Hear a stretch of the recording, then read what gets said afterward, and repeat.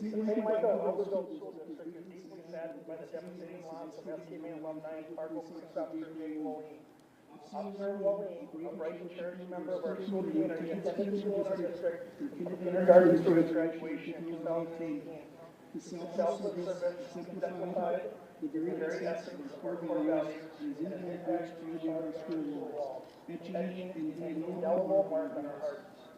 His legacy will forever serve as a beacon of inspiration and hope, guiding our actions and decisions in creating a better tomorrow for our students, the community, and all humankind.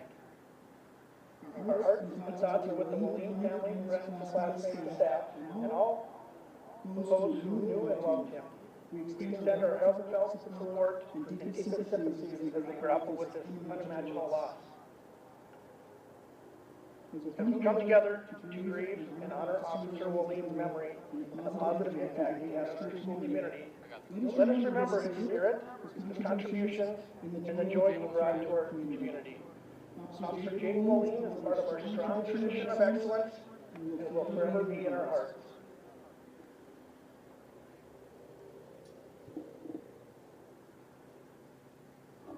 Throughout my entire life, I've always wanted to work in some sort of position that had purpose behind my job. And police officer is always what kind of came to me. I've tried other careers, but I came right back into law enforcement as a career path I wanted to go through.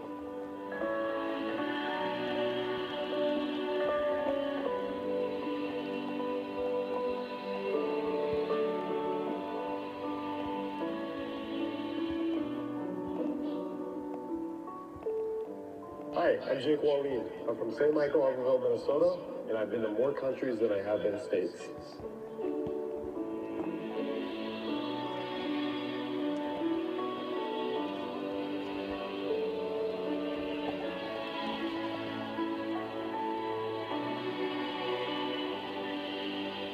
My desire to serve, it comes directly from the want to have purpose behind my job each and every day. I don't want to be sitting in the office wondering why I'm here every day. I want to be out. I want to be doing something that I can tell myself at the end of the day I made a difference somehow.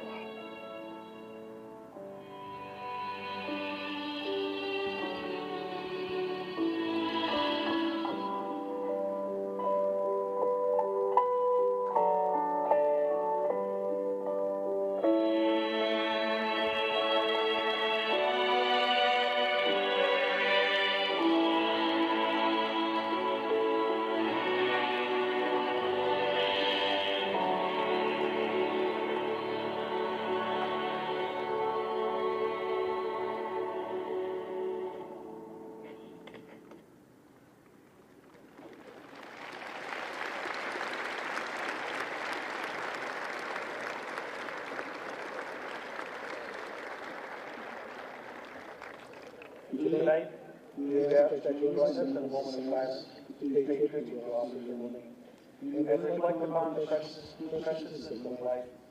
Let us remember his spirit, his contributions, and the joy he brought to our community. Through this moment of silence, we honor Officer Wooley's memory and the positive impact he had on our school.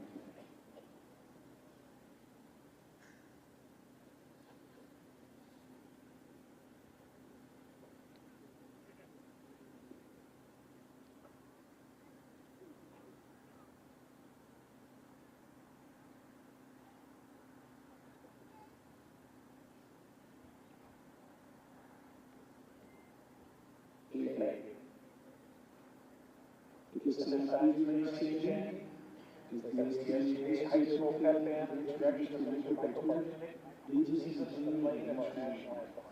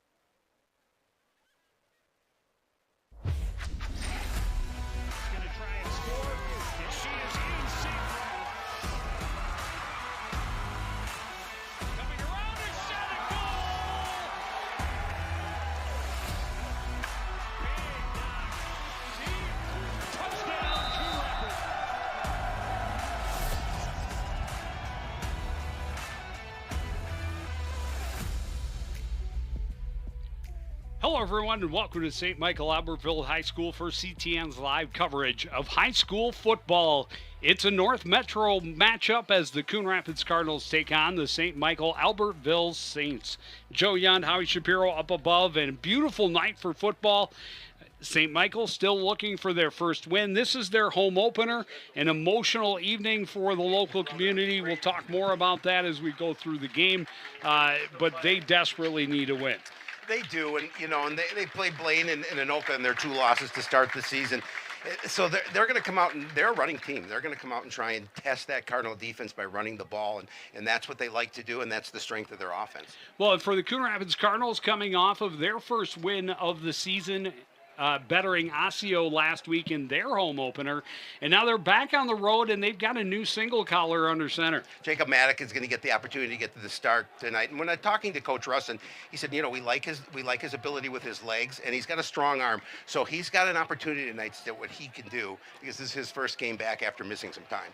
Yeah, he was ill, not able to compete, and we talked about it even last year. These 2 quarterbacks spent a lot of time back and forth. So 2 veterans, really a nice problem to have for head coach Nick Russin. On the other side, you talk about it, they're a running team, but it all starts with their guy under center. Real Bartle, he's a running quarterback. Doesn't throw a lot, has about 5 yards of completion, but he's got 13 carries for 166 yards and a score in his first 2 games, averaging almost 13 yards a carry. So they're going to have to really keep an eye on what he does, not only from under center, but when he's running the ball.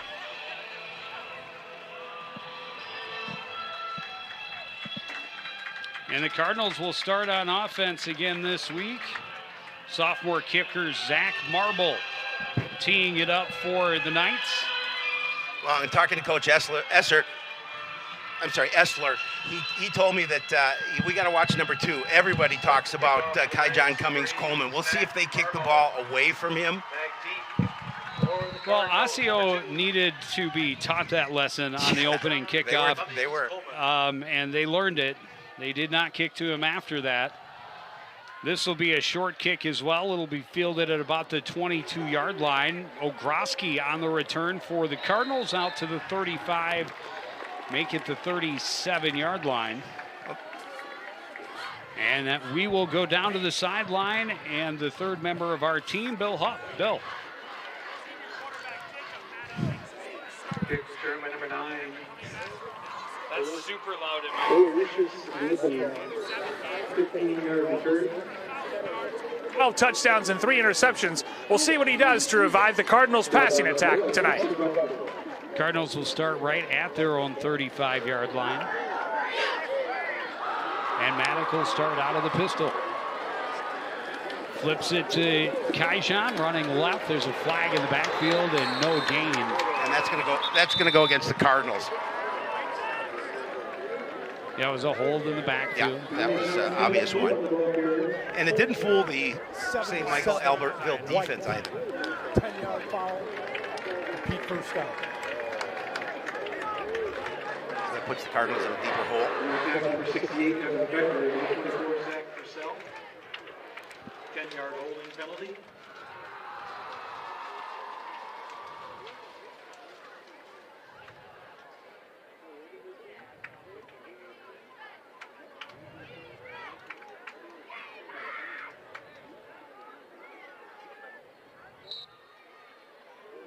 Not the direction you want to go on play 1. No, definitely not. So they will start 1st and 20 from their own 25. Maddock has Scheller in the backfield with him, wants to throw, looking long for Ogroski down the sideline, makes the catch.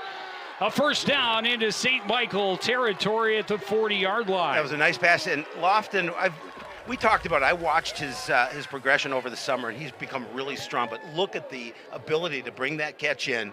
He got a lot of work over the summer. And again, doing a nice job of staying in bounds and bringing the pass in. Nice gain. It's a little hand fighting before he was able to get separation, but no call. First down to the 38-yard line. He was the main target for the Cardinals on offense last week against Osseo. Kaijan Cummings Coleman, the deep back, now splits out to the left. Maddock fakes a little toss to him and then keeps it himself.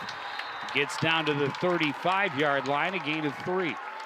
And that's the dimension we talked about with Maddock is he's able to, he likes to run. He likes to run. He looks for that contact.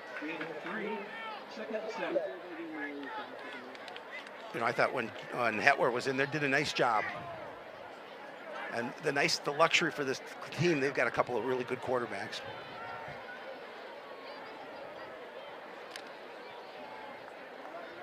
And in talking with Coach Russin over the summer, at least, said those two are each other's biggest supporters. They understand it's a competition. Handoff goes to Kaijan, spins off first contact, but a lot of blue jerseys there, a short gain. It'll be third down. Third and long.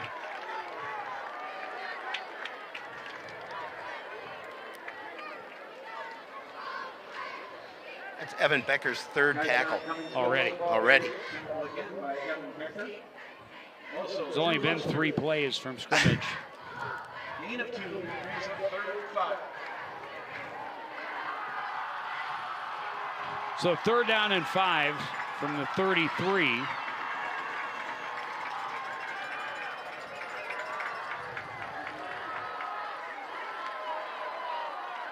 Maddock has some time. Throw goes long, look into the end zone. Kaijan goes up and gets it. Wow. Touchdown Cardinals. Wow. Reached back over the defender, caught it and came down in bounds, and the Cardinals are on the board. He was so well covered. I don't know how he came down with that, but we've seen him make catches like that time after time. And C squared with a really nice adjustment to the ball and just out fighting the defender to make the catch. And great protection. Nice job of Scheller to pick up the blitz. Pretty catch. Jackson Young to attempt the extra point. It's up, it's through. It's a 7-0 lead for the Cardinals. Well, I think that's what Coach Russin wanted to do. He wanted the opportunity to take that first drive and put points on the board, and he certainly did that. See, and look at the protection again. An opportunity to throw it to that corner. He's so athletic. Just a beautiful catch. I mean, that's every game, Joe. He has a highlight or 1 or 2 or 3 every single game. And you mentioned it. He didn't get a lot of action last week, but he took the opening kickoff 98 yards. And he had 2 interceptions, one in the end zone. Offensively, yeah, absolutely. 2 interceptions. You can't discount that at all. That's a great night for that young man.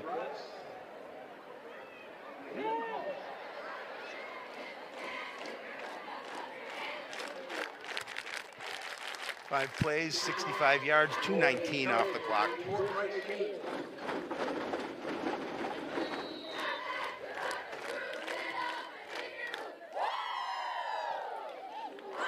Good boot from Young.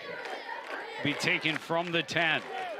Running right is Saltamacchio. Finds the gap and breaks a big return into Cardinal territory. St. Michael Albertville is going to look to answer starting on the opponent's side of the field. Well, that's exactly what they needed to answer to that beautiful drive by Coon Rapids. Is a nice return on special teams, and I talked to Coach Essler on special teams, and we need to do a better job, and I think he's really happy with that return right there. Couple of broken tackles to stretch it even further. Start 1st and 10 from the Coon Rapids 43.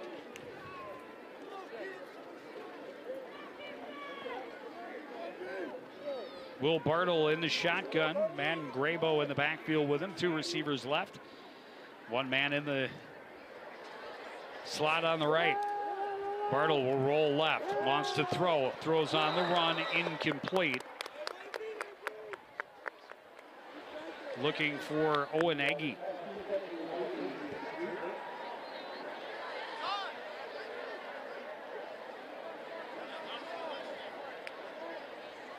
So it'll be 2nd and 10. Good job, Pete. Good job, Pete.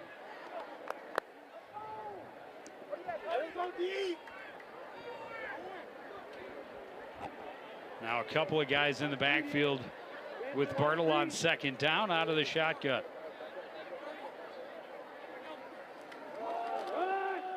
Handoff coming right up the middle.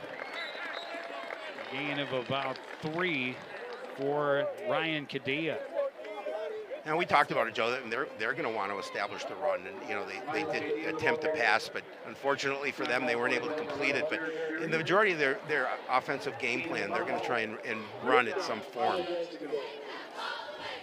So it'll be 3rd and 5 from the 38.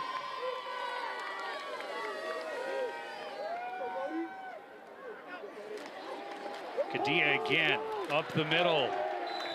A nice gain, should have a first down. He was hit hard too at the end of that play.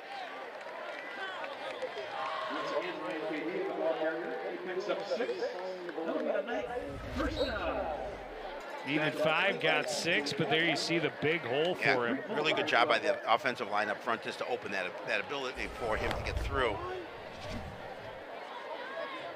And you can move pretty efficiently if you don't get touched until you're 5 yards downfield. Absolutely. Fumble as he went to give it to Grabo on the far Cardinals have side. it. Cardinals on top of it. Jared Fearing in his belly. And that is a huge miscue for the home team early on. After that nice return on the kick, and they're trying to get some momentum going forward, he just didn't get a clean handoff, and he just could not fall on it. And Fearing doing a great job of realizing where that football was. You'll see a better angle of it here. As he loses it, tries to fall on it, and it bounces out from under him. Fearing's able to pick it up. So the Cardinals will come back out onto the field with a 7-0 lead. Ball at the 33-yard line.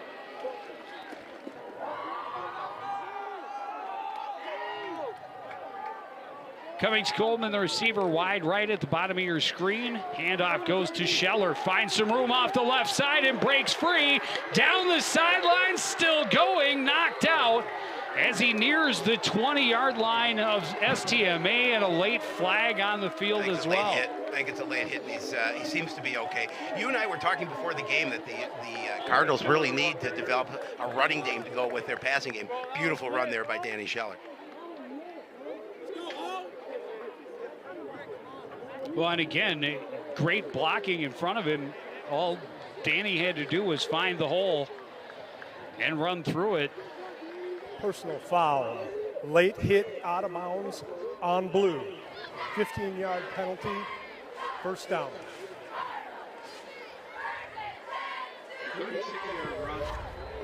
We'll see it again. Just a really nice job. Look at the blocking at the point of attack, and then it gets an opportunity. They sealed off that edge, and Danny Scheller's got some speed to him. He's going to try and outrun the defense, but there he was clearly out of bounds when he was hit, I believe. So put the ball at the 16-yard line of St. Michael Albertville.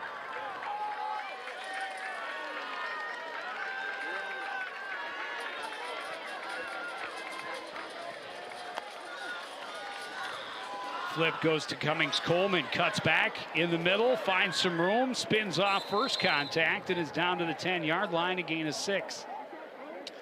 I want to give a big shout out to my buddy Mike Shuno. Watches every week because he loves to listen to Joe. He told me that, my former coworker and a really, really great guy. I miss him when I don't get a chance to see him anymore, but nonetheless, he follows us, and he's a huge fan. Cardinals now with a 2nd and 4 from the St. Michael 10-yard line. Cummings Coleman again wide to the right. Fearing shifts from left to right. Handoff goes to Scheller, looking for room in the middle, blows his way down to about the 2-yard line. It'll be a 1st and goal.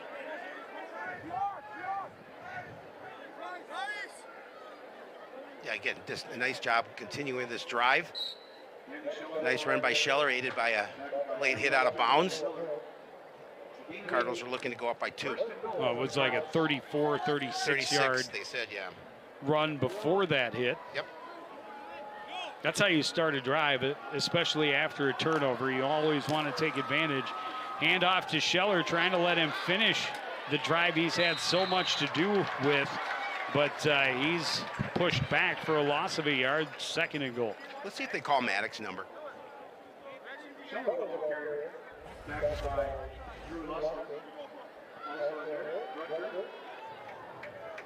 Also first down. Tried to gain around the edge. Good job by 2nd goal. the defense to keep him contained.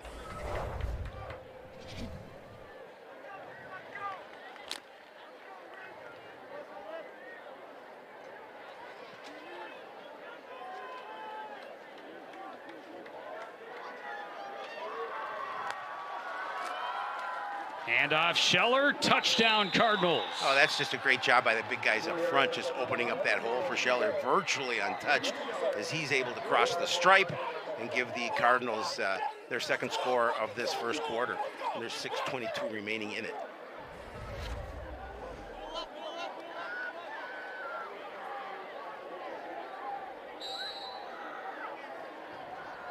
Jackson Young on to attempt the extra point. Not quite midway through this 1st quarter. Cardinals up a pair of scores. That one is through, no problem. It's 14-0 visitors.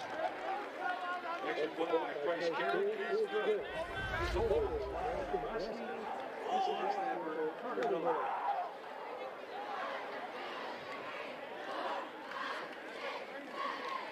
And now, if you're Coon Rapids, do you consider not kicking to Saltamacchio? Maybe not. Because he found that hole quick and got them into great field position. You know, Danny Scheller, we don't always touch on the fact that he's just a sophomore. First varsity score. Correct? Am I right? I believe that's correct. Yep. Bergen is the other deep man back there with Saltamacchio. 5 plays, 67 yards. Took 2:01 off the clock. Scheller with a 4-yard touchdown run. Well, and he had 4 of the 5 plays went to him. His kick is going to be taken at about the 12 by Bergen. He finds some room on the right side. That special teams unit of St. Michael Albertville doing a nice job of getting their wedge, opening a hole, allowing for good returns and pretty decent field position. Well, and that's what Coach Essler talked about, is that, you know, on special teams we have to make a difference tonight. And now they're in a hole. Granted, it's early in this contest, but they're in a 2-score hole. Well, and again, a team that is not made to throw a lot. Nope. If the gap gets much wider, will find themselves in a must-pass situation. Handoff to Kadia. He's able to break free, gets a first down and more. He's spun down right at the Coon Rapids 40-yard line after a 20-yard gain. Well, he's shifty.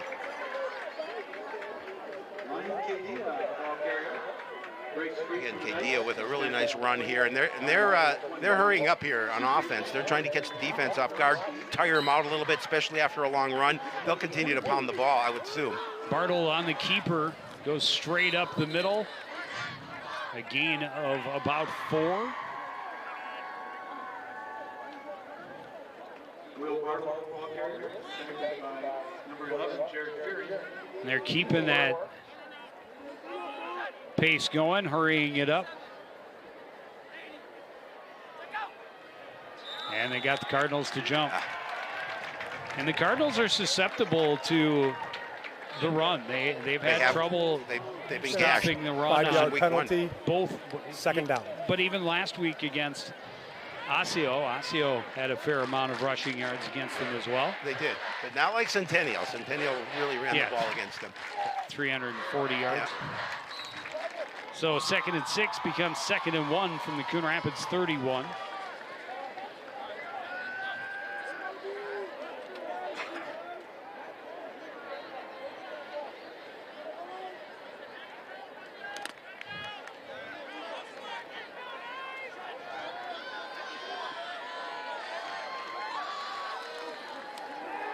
Play action, Bartle in trouble and hit hard. Ball comes out. Cardinals on top of it. it again. Jared Fearing, first one there. And the Cardinals have forced another turnover. Yeah, and that's on Bartle. He should have eaten that. He was in the grasp. He should have held on to that ball. He tried to get rid of it, and took the worst for it because he's come limping off that field. That's a play where he just needs to take the loss. It almost the exact same spot they lost the last fumble. You're going to see him here. He's going to get in the grasp. Oh yeah, it's just so difficult. You're getting hit. It's hard to hold on to that ball, but he knew he was coming down. You could see him cock his arm and try and see if he could get rid of it, but there was too many defenders there in his way, and Cardinals are going to take possession. 5:11 remaining first quarter. Cardinals up 14-0. Have the ball from their own 38-yard line.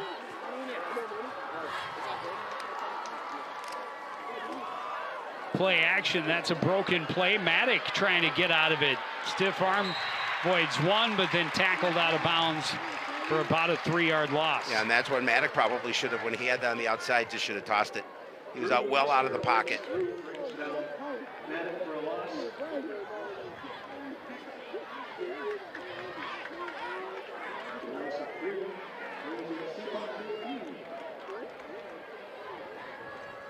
So that puts him back at the 35. Well, in fairness to Jacob, maybe his linemen were downfield, so he realized he could not throw the ball. But on the two fumbles, one line of scrimmage was the Coon Rapids 32, and the second one, the Coon Rapids 31.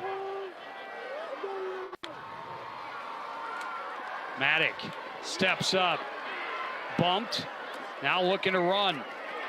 They swarm to him and take him down after about a 5-yard gain. It's going to be 3rd and long.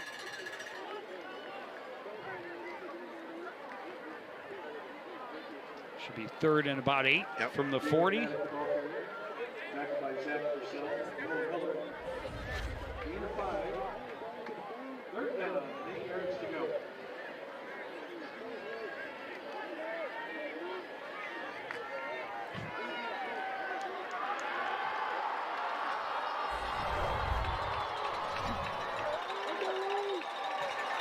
Maddock on 3rd down.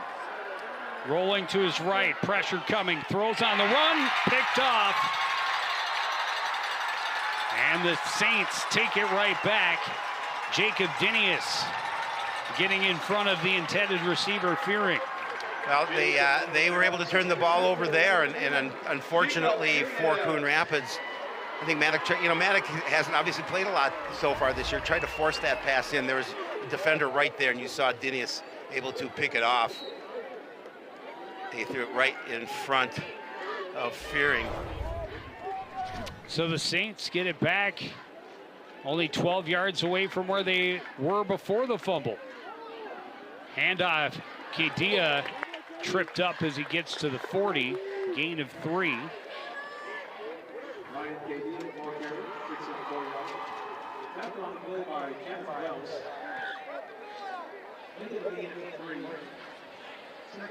And this is, I mean, St. Michael still in this game, obviously, yes. just 2 scores down, absolutely. but they need to be able to punch it in and take advantage of the turnover. Yeah, they need some momentum. So far, all the momentum has been on the Coon Rapids side here early on, except for that turnover there.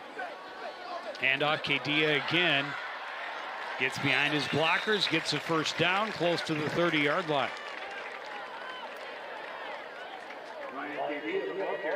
He picks up 8 yards. We have a player slow to get up on the St. Michael Albertville side. He will not be getting up. They're out to take a look at him and certainly hope nothing too serious. It's Tyler Hill, one of those offensive linemen that we talked about. Kedia, a good start running the ball in this game, but it's really the credit, a lot of the credit has to go to the big guys up front because he hasn't had a hand on him until he's 5 yards, 6 yards downfield.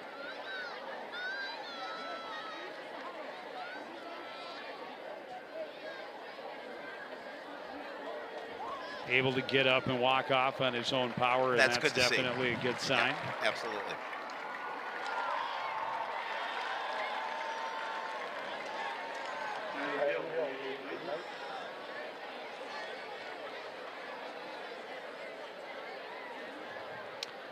fresh set of downs for STMA. 1st and 10 from the Cardinal 31. This is as far downfield as they have had the ball here in this first quarter, trailing 14-0.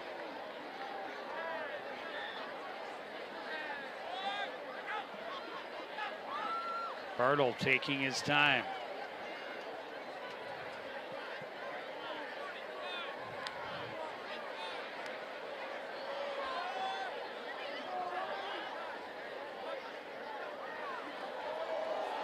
Rolling right, wants to throw and does on the run. Incomplete.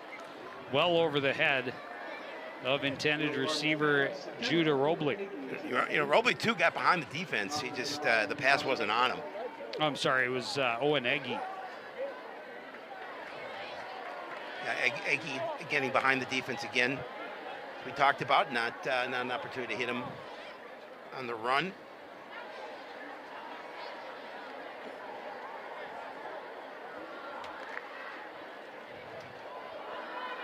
So 2nd and 10 from the 31. Handoff, Kadia.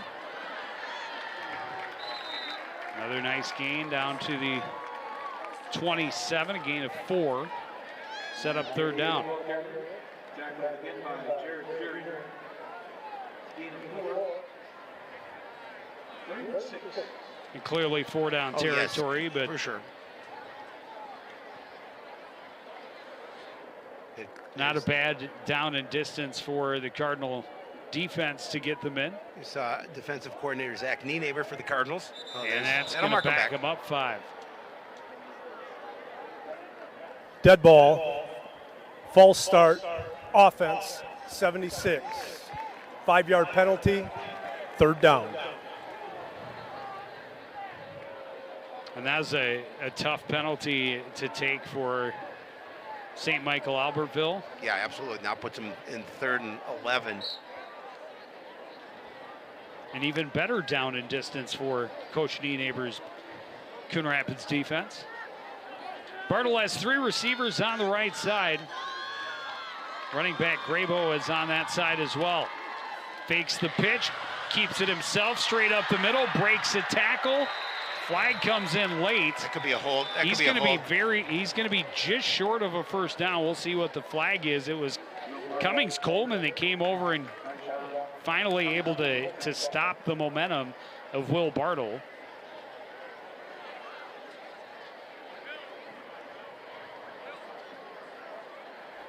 Five-yard face mask on the defense. That's unfortunate. 1st down. Add 5, so a 1st down. Putting the ball to the 18-yard line.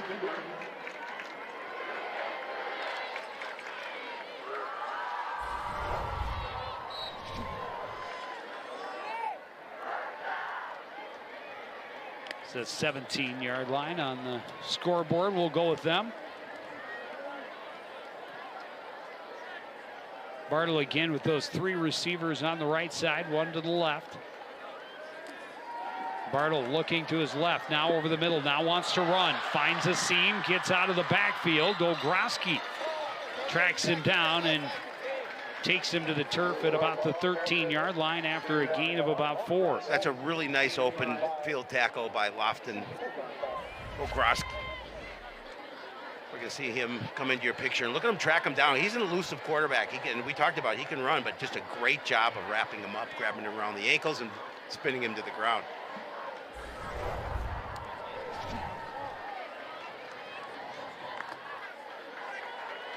Second and 6 from the Cardinal 13.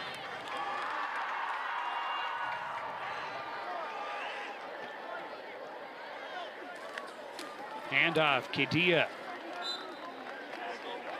And that hole closed quickly, not a lot there, maybe a yard. It'll be 3rd down. And that time the defensive front for Coon Rapids did a really nice job of sealing the hole. It's Peterson on the tackle. 3rd down, 5 yards to go. Into the final minute of this first quarter, St. Michael Albertville looking for its first score. It's 3rd and 5 from the Coon Rapids 12. Under center is Bartle. I formation behind him. Pitch goes to Kadia, running left, cuts back. Able to dive forward and should have enough for a first down. It'll be 1st and goal from the 6.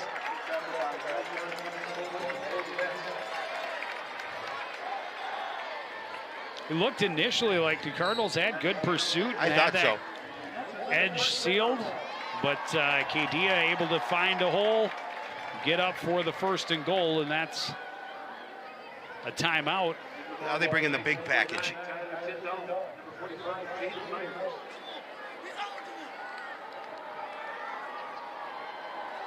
I formation again in the backfield, motion from left to right. Handoff goes to Graybo, tries to bounce outside. Ogroski drags him down at the 5, a gain of a yard. That'll do it, Joe. Take us to the end of the first quarter. Coon Rapids up 14, but St. Michael Albertville is knocking. More high school football after this on CTN.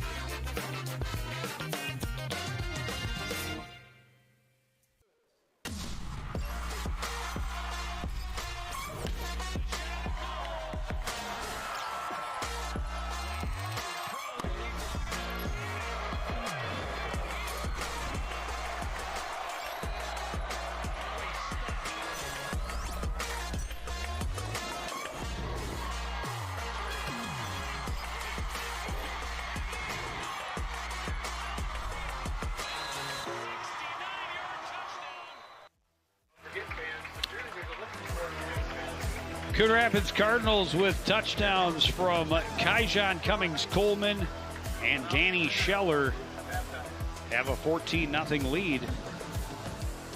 Lofton Ogroski led them in receiving last week. He may be leading them in tackles this week. He's been around the ball a lot, playing on defense as well.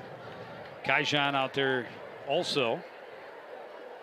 He had a nice day defensively last week, a couple of interceptions. He certainly did. But here we are with a 2nd and goal from the 5. Bartle fakes the give to Graybo, wants to throw, looking, and now just throws it away. It'll be 3rd and goal. Yeah, good coverage in the end zone by the Cardinals, and then good pursuit defensively down the line for Coon Rapids as well. Really not giving him an opportunity to gain the edge and find an open receiver.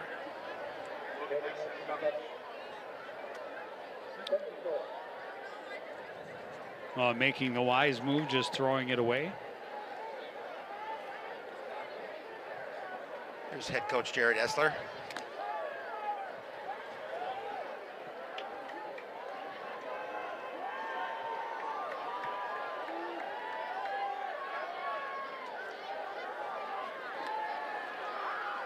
Pass left side, big hit from Kaijon, pops that ball loose.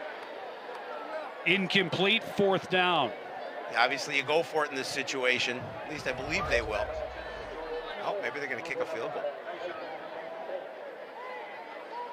And I mean, Jordan Holm and that's a victory. Still would have been short of the goal line. Yes, he would have, but would have been a little closer. I think he thought that was going to be an easy catch. Instead, got popped. He got hit hard. Zach Marble out to attempt a 22-yard field goal attempt from the right hash. It's up, it's good. And St. Michael Albertville is on the board. Well, that's a win for the defense. You keep him out of the end zone and limit him to 3. Now if you have the opportunity on offense to see if you can get another score, all of a sudden you build that lead up. Well, and for St. Michael Albertville, they needed to get some sort of rhythm. Agreed. They needed to get something out of that drive. Agreed. So, and if you've got a field goal kicker who can put it through, it's a little chip shot 22-yarder. Absolutely. It means you capitalized on the turnover and you got your points on the board. And now hope your defense can go out and try and get another takeaway.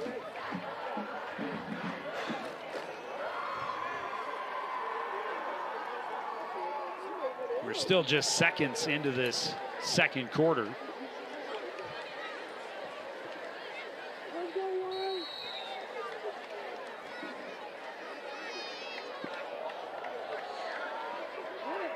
Kick this one long enough that Kaijan's going to pick it up at the 15. Looking to run all the way around the right side, then up, finds some room across the 40, spins his way to the 45-yard line. 30-yard return for Kaijan Cummings-Coleman. Again, it's always dangerous to give him the ball, and he rewards the Cardinals with a nice return. Well, and they're really kind of lucky he didn't judge it better and come up under it when it was on the run.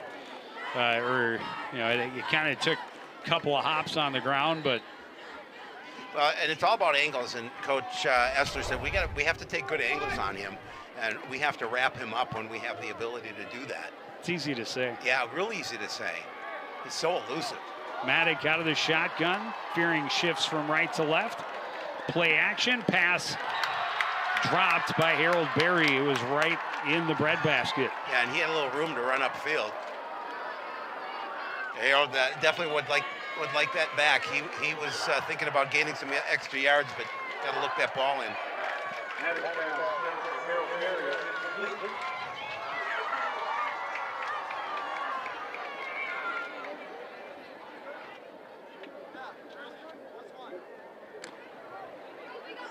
So it'll be 2nd and 10 from their own 45-yard line.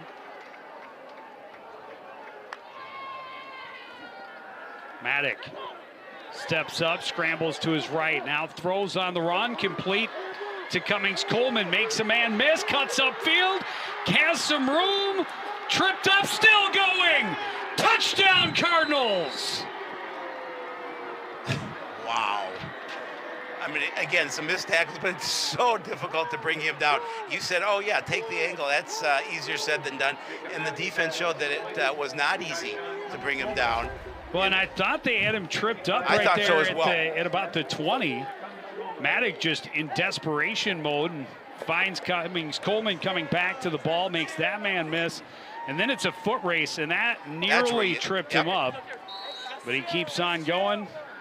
Saltamacchia not there in time. Jackson Young on to attempt the extra point. It is up, it is good, and it is 21-3. Nice and that job. was quick. That was a nice job by Ogroski to put that on the ground. The ball was a little high and to his right, and he was able to bring it down and make sure that Young got the opportunity to get a good kickoff. That was pretty. That was special.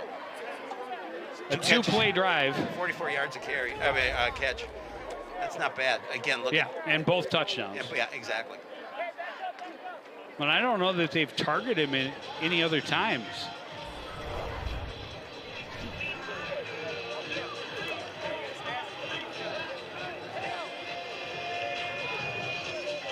Have an energy drink. You deserve it, young man. Or bar, or get those electrolytes. Pickle juice. I was just going to say. Pickle juice. It doesn't look like pickle juice. It should be.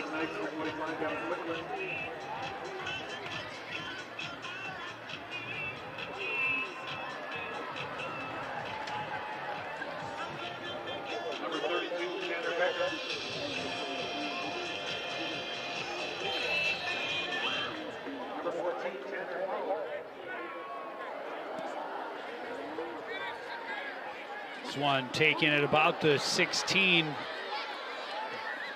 Kind of juggled it. Yeah. I mean, the knee was down, but apparently didn't have possession. That was Caden Johnson on the return. And gets him back to decent field position out to the 23-yard line. 28-yard line even. 27. It's one of those yard lines. Right in there. Somewhere between the 20 and the 30. Still plenty of time. 11:18 to go in the second quarter. It's now a 21-3 Coon Rapids lead. Bartle out of the shotgun, has a couple of friends in the backfield with him.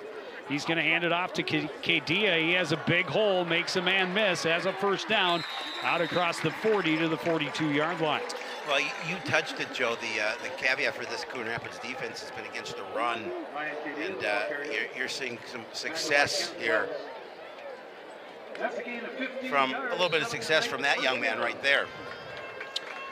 15 yards on the carry, first down at the 42 now. And I guess that doesn't put that much pressure on you to throw the ball if you're going to pick up big chunks on the ground.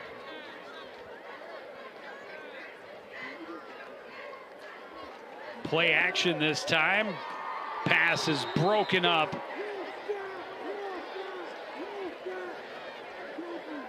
Intended for Jordan Holm along the sidelines. Aloysius Nippon on the defense.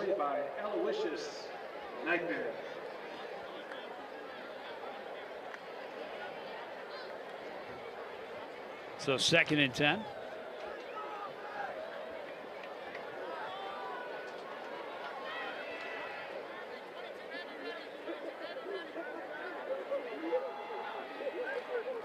Handoff goes to Kadia.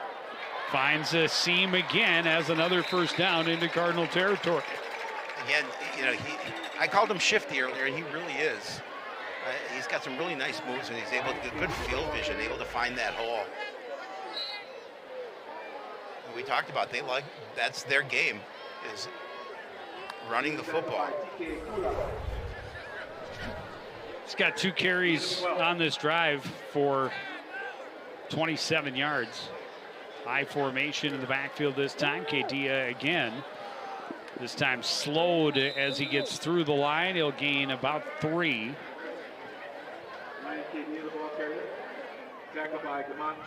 And you can see defensively for Coon Rapids, they're putting players in and out between plays, trying to keep guys fresh. You know, a lot of the guys played, especially up front and then in the defensive backfield, both ways.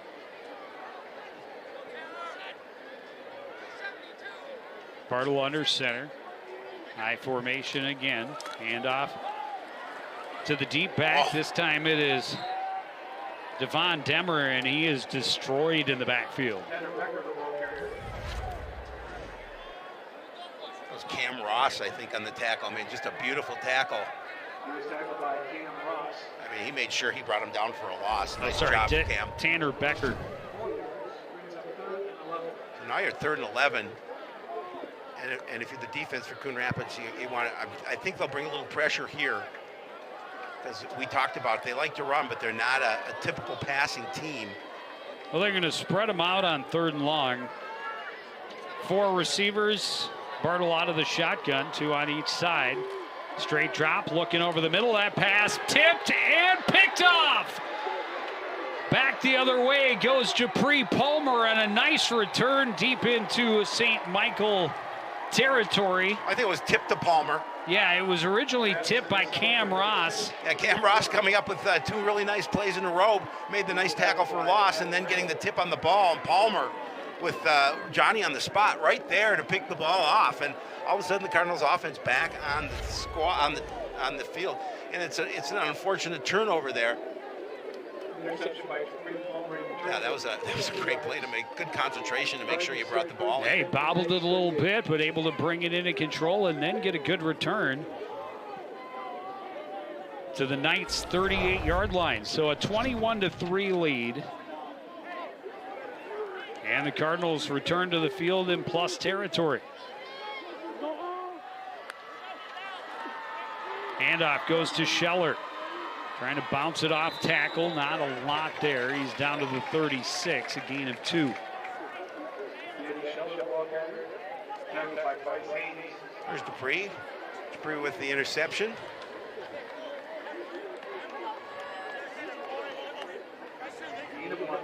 A lot of celebrations, a lot of smiles on the visiting sideline so far in this first half. Second takeaway for the defense. Or third takeaway for the defense. Yep. Don't let me Don't slide them. don't short him one. 2 fumbles and now the interception.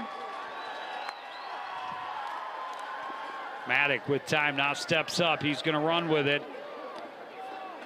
Sidestepping the pressure and eventually just kind of falls forward back to the line of scrimmage. It'll be third down. I'm a little surprised this just didn't continue running.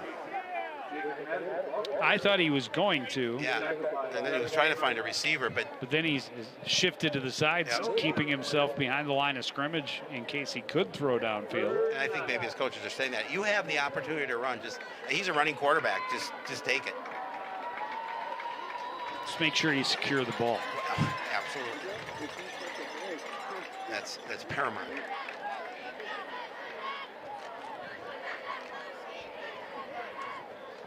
Time running down on the play clock. There will be a timeout here from the Cardinals with 7:31 to go.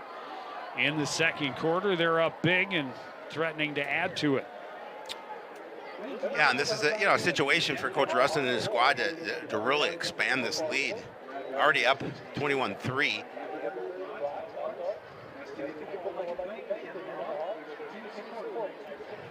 Do you think they deliver bratwurst to the booth? Because I'll put it in order. I'll even treat you to one if they go bring it to the booth.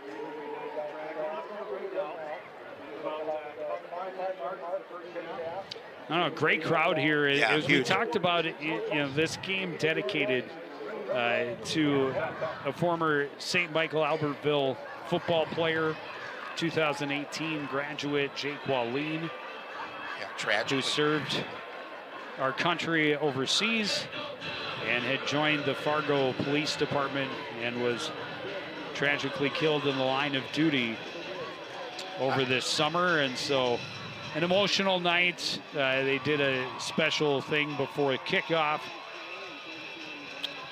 And they had a video from him at one point talking about why he became a police officer, and it was very touching and very nice tribute to him. And it's an unfortunate situation what happened. Well, and a number of our military members here tonight, National Guard, and large contingency from the Sheriff's Department as well. Yep. So the Cardinals on third down. Maddock steps up, chased, and will fall forward to the 28-yard line, or the 33-yard line. Excuse me, it'll be fourth down. He had a little bit of room to run, but Drew Luster making a nice job of bringing him down. So it'll be 4th and 5. They put They said 4th and 6, but it certainly looks like 5 by my math. That's Lester's 5th tackle. Got to get to the 28-yard line.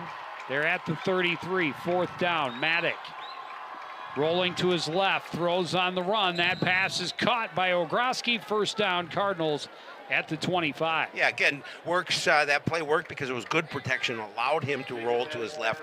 And Ogroski's there. There wasn't a defender on him. All he had to do was put it on him. And Lofton was smart enough, obviously, to get past that marker and keep the chains moving into a fresh set of downs.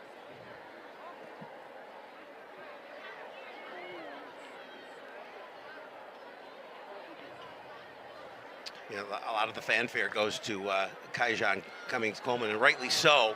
But that young man, number 7, is one heck of a receiver and one gritty guy and good defender, and he's a very integral part of this team. Hand off, Danny Scheller right up the middle, keeps his legs moving and forces forward for a gain of 2.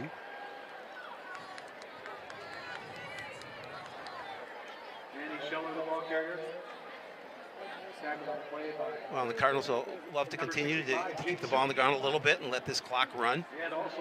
Yeah, they don't have any problem Nope. taking time off the clock.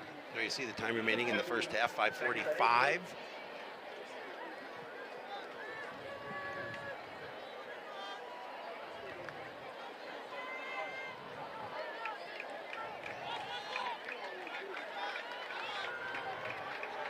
Cummings, Coleman, and Ogroski stacked on the right side. Maddock rolling that way, looks to throw. Pass is short, incomplete.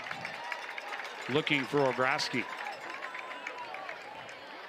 That's a tough formation to try and guard when you have their top two receivers stacked up together. Oh, and he had stepped out of bounds anyway, so even if he had caught it. So it'll be 3rd and 8 from the 23.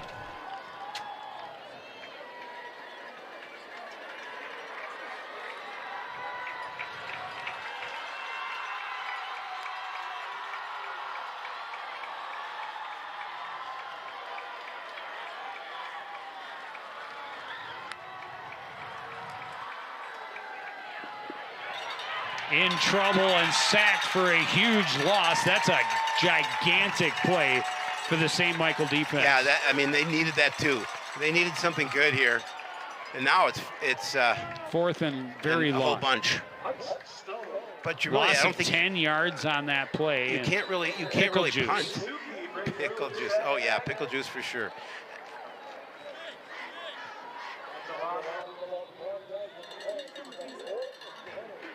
So backed up to the 33-yard line. It'll be 4th and 18 from the 33. And your star receiver is on the sideline getting a cramp worked up. Well, unfortunately, you can't plan for those kind of things to happen, and you got to play with who's on the field. But they've got some really good weapons.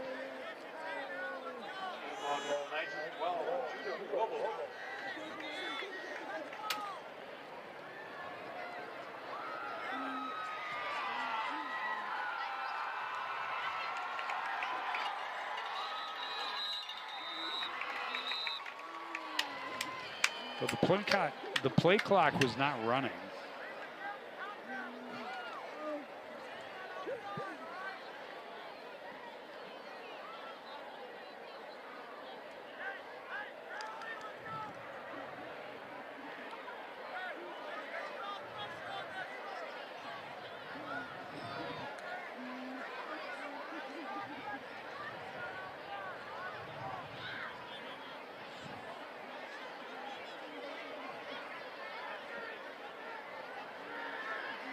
Not sure what the delay or discussion is here. I guess there's an injury. And they're still working on Cummings Coleman over on the far side. But that can't be why the timeout was. I mean, I could see the Cardinals calling a timeout so that they didn't have to lose him for a play. But doesn't. But it looks like the St. Michael trainer is jogging across the field to go see if he can assist with Cummings Coleman. And cramps, he's dealt with cramps, yes, you know, every year since his sophomore year when we first saw him. And boy, he kind of exploded onto the scene. He certainly did. But it does appear that that's the injury that they are stopping the game for, which is interesting because he's well off to the side, obviously.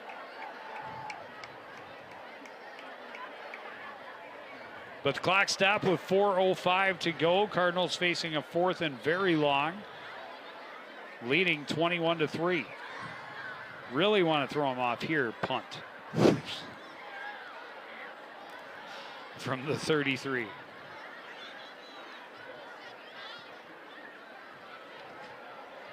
According to Bill Hupp, our sideline guy, says Kaijan's in some serious distress.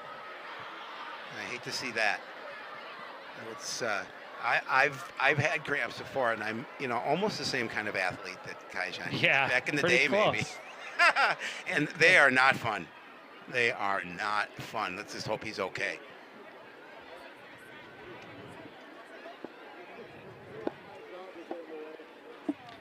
Well, get him the water bottle that is actually full of pickle juice. I'm telling you. And a banana. A banana's good. Pickle juice is really important. still don't understand that, but I've the read, I did sodium. my research Yeah. after you were such a huge proponent of it. And yes, it does say that there's something about pickle juice that does help alleviate or prevent cramps from occurring. My great-great-grandfather was a doctor in the old country, and so I just kind of get these things. We found a trunk somewhere, and it was tough to read, but it said pickle juice. Pickle juice. Pickle juice for cramps. For cramps. Oh, that's good. Up and walking at least. And that's the important thing that he's able to do, and just hope he's okay. So what do you have in your playbook Pooch kick for 4th and 18 from the 33 when your top receiver's on the sideline? Maddock with time. Throws it short to Scheller, looking for a block, trying to make somebody miss. He's dragged down well short of the first down. But, you know, that's okay. It gives him a little shorter field, or get a longer field. Still plenty of time for St. Michael Albertville to try and get something done, trailing 21-3 with 4:10 remaining in the half. So Saints will take over from their own 23-yard line. As you mentioned, a little more than 4 minutes remaining. Clock was originally stopped during that timeout at 4:05, but they obviously adjusted.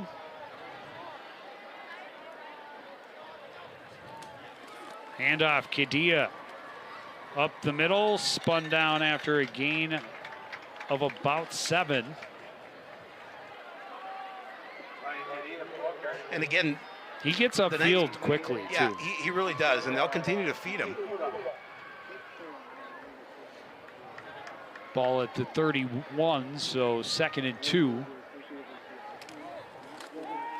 No, keeping it is Bartle, and he was hit in the backfield and lost a yard. And the clock continues to run. Samson Leclerc on the tackle for the Cardinals. So 3rd and 3. Handoff, Kadia hit and dropped right at the line of scrimmage. It'll be 4th down. And they will punt the ball away. Good job by the defense. Tackle again by Samson Leclerc. No gain. Makes up 4th and 2. Oh, maybe not. I thought they were going to punt, but are they going to go for it, Joe? Looks like they're leaving the offense out there. Well, you know, they're so confident in their running game. We'll see what they do here. Cardinals call timeout. And probably a good one.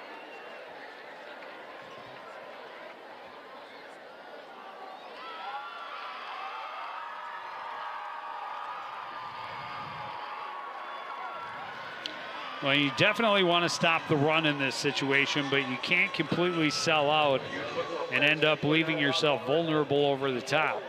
You cannot. Football team returns home next Friday to take on the Champlin Park Rebels. We will be there, of course, but first, we'll get to see the volleyball team and new head coach, Talana Radzitas, as they they're on the road to take on the Andover Huskies on Monday. And we'll see them again the following Tuesday, the 26th, when they welcome the Panthers from Spring Lake Park.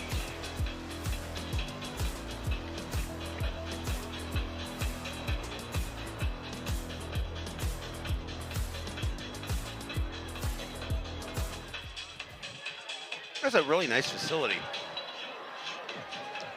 Like the scoreboard.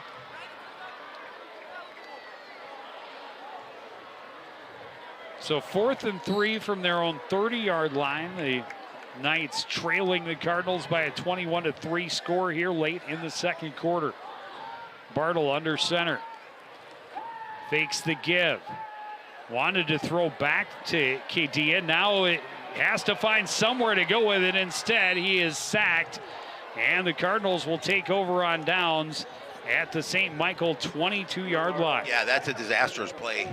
Kenny Wells getting there to take him down. Yeah, you got plenty of time left, 2:37 to put another score on the board, and you're way down in Knight territory. Again, great job of coverage downfield, could not find any opportunity. he was just watching Kadia. He wanted Kadia to get free out of the backfield off of the play action. But that didn't happen, and then he ran out of time and ended up losing 8 yards on the sack. Cardinals take over from the St. Michael 22, looking to add to their already large lead. Blitz coming, and they get to Maddock quickly and drop him for a loss. Jacob Maddock, the ball carrier, tackled by Drew Luster and Kevin Becker. No heat. Actual loss. That's Lester's 7th tackle. I think he had 9 on the season, I believe.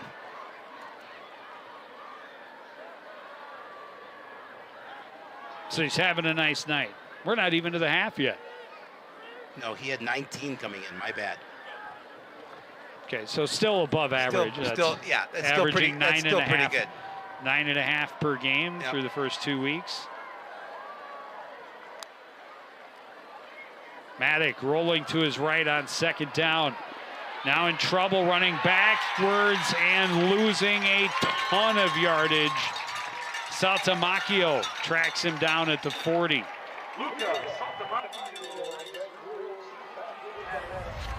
And that's a loss. They're going to mark him at the 39, but still, that's a loss of 16 yards. Yeah, and he had to make sure he held on to the football, too. Took a hard hit at the end of that play. That's a loss of 16 yards. So it'll be 3rd and 27 from the 39. Now they'll just, well, did they call timeout? I think St. Michael did. Yeah, but the clock on the scoreboard's still running. That's the timeout. Oh, that's their timeout. Okay, my bad. Didn't realize it. See, I told you I like the scoreboard here. It's like, it's so good. I don't even know what's going on. Yes, that's the time remaining I got in it their now. timeout. I got it now. I figured it out. Thank you. When you were told. I took notes. What's that? I'm adult. When you were told. Oh, when I was told. Now I figured it out. Well, now I've got it. Well, you have to always, if you learn something, you always have to be told first. And then you learn.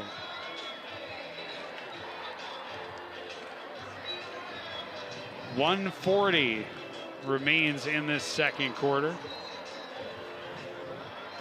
And the Cardinals, after taking over on downs at the 22, are in a position where they might actually punt this football. Well, it's possible. 1:40 remaining in the half. Not 3rd and 27. Seconds.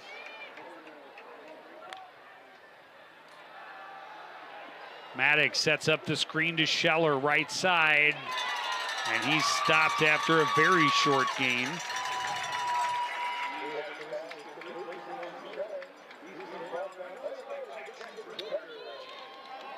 Yeah, they're going to put him right back at the line of scrimmage, so 4th and 27. And the Knights will take another timeout, trying to preserve as much time as they can before the half. Oh, why not? Under a minute.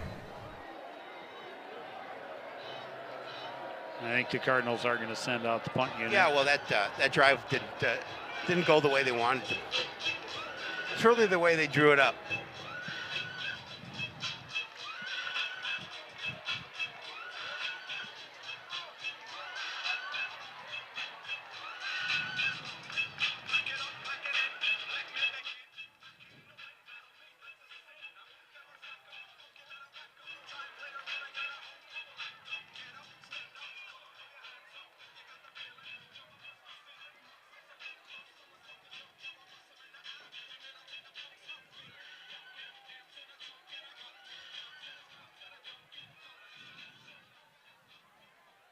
Back, ready to get things going here.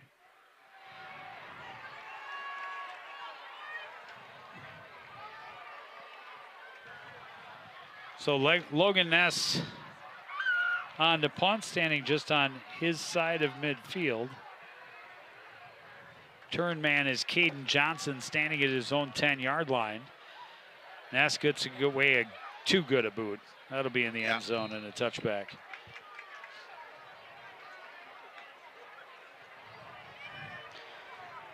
So St. Michael Albertville has one chance left before the break, 1:27 to go.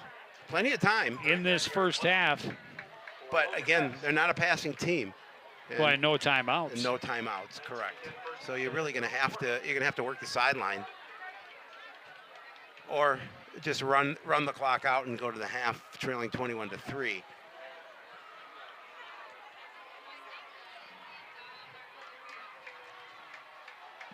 Bartle out of the shotgun on 1st and 10.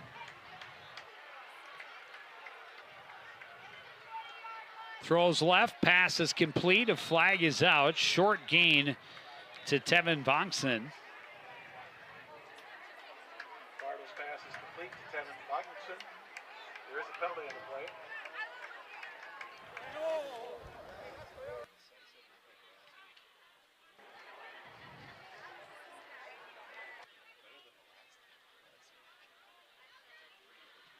Holding, defense, number 3, 10-yard penalty, first down.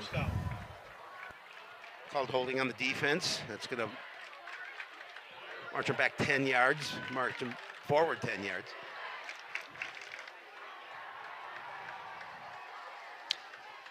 They get that plus the 6 yards. That's tacked on to the end of the 6-yard reception. So 1st and 10 at the 36. Handoff goes to Kedia, and he's swallowed up immediately, a gain of a yard.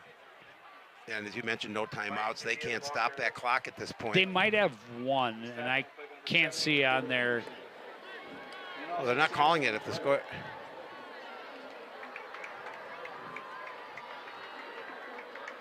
So 2nd and 9. Well, you got to keep that one in your pocket. Pass quickly to the sideline. Jordan Holm taps the toes out of bounds, but it'll be 3rd down. Not a lot of yardage, as you mentioned, 3rd down, but it does stop the clock.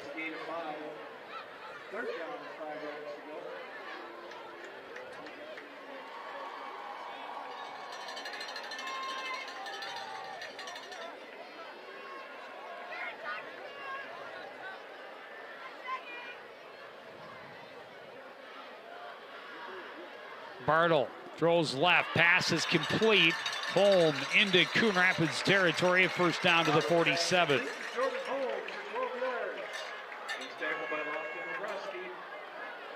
Groski on the tackle for the Cardinals, but just a quick little throw to move the sticks.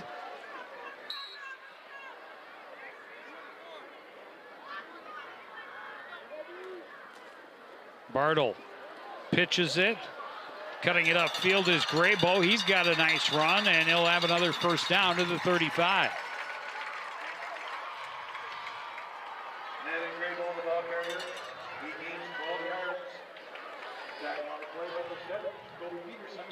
And a quick spike to stop the clock.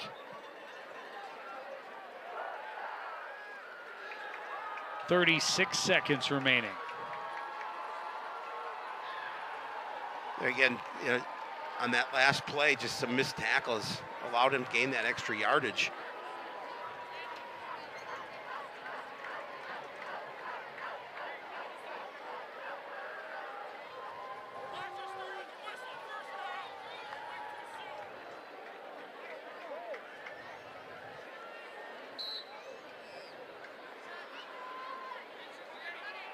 Bartle with 3 receivers on his left, out of the shotgun on 2nd down. Little pump, pulls it down, now throws that pass complete. Vagnuson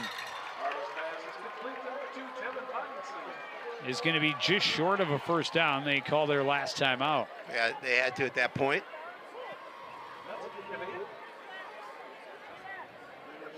How's the leg on your field goal kicker? Well, you hit that last one with plenty to spare, but I mean, at this point, you're looking at a 44-yarder, 45.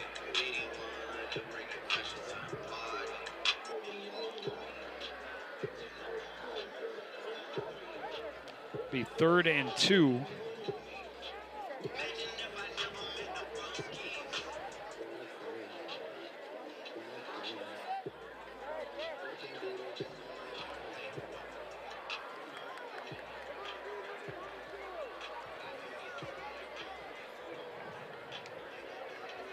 So a missed opportunity for the Cardinals after taking over on downs. But they definitely want to hold here on defense and not. Yeah, absolutely. Because that's a double burn. Yep. After taking over at your opponent's 22 with only 3 minutes. So Harley is telling us they've only attempted 1 field goal this year. Before tonight. Before tonight, correct. He was good, but that was from 22 yards. This is considerably more difficult. Yeah, absolutely.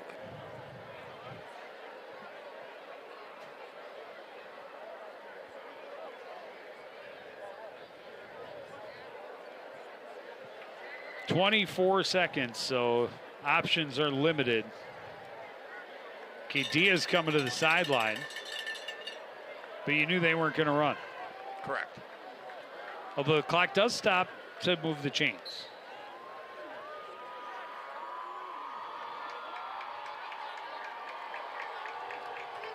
Bartle drops back, pumps, now throws, wants to go long down the left side. That pass incomplete.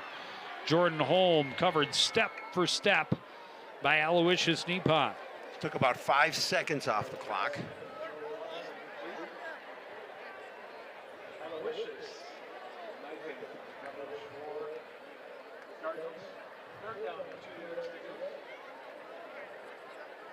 They have it as 3rd down, but it is actually 4th down. And why does it? Because they spiked it. Why did they not lose the down for the spike? They should have. It says 3rd down on the field as well. Throw over the middle, pass is complete. Now they're going to have to spike it again. Aggie has the 1st down to the 11 or 12. Quick spike.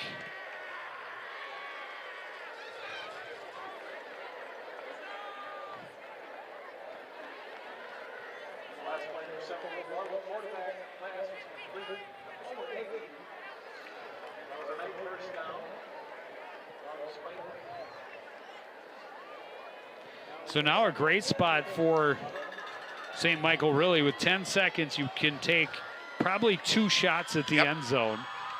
Ball at the 11. High snap, Bartle brings it down. Thinks about throwing now. Rolls out, throws over the middle. That pass is broken up, nearly intercepted.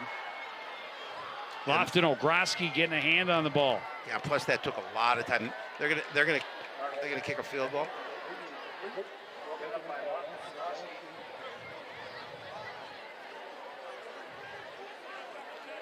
Really, the Cardinals shouldn't be giving up any points in this drive because they had such great field position. But if they, again, come away with it's just a field goal, that's, again, a win for the defense.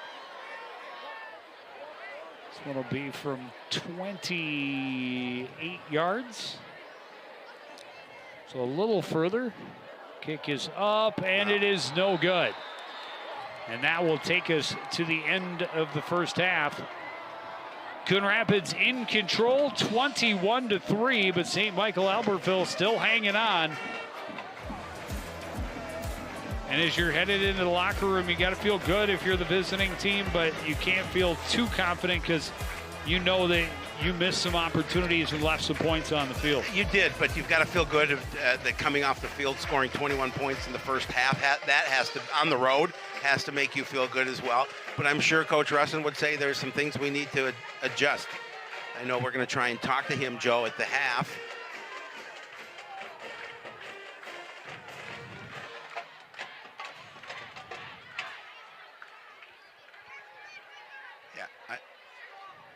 All right, everybody, it is time now to meet our youth football teams. We're going to meet the teams, their coaches, and the program. I think Bill has them. And we will be starting with the 3rd grade. All right, let's go down to the sidelines. Bill Hupp is with Cardinal head coach Nick Russin. Halftime here, a 21-3 lead for Coon Rapids and Coach Nick Russin. Overall thoughts on the first half, probably the best half of football you've played this year. Yeah, I think I would have to agree. Up 21-3. We're excited about kind of what we need.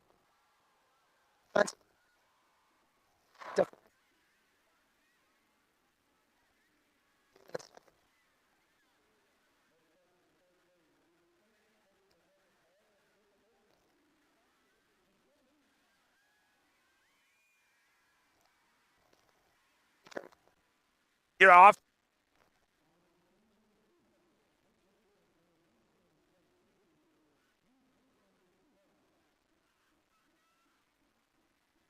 In that first half.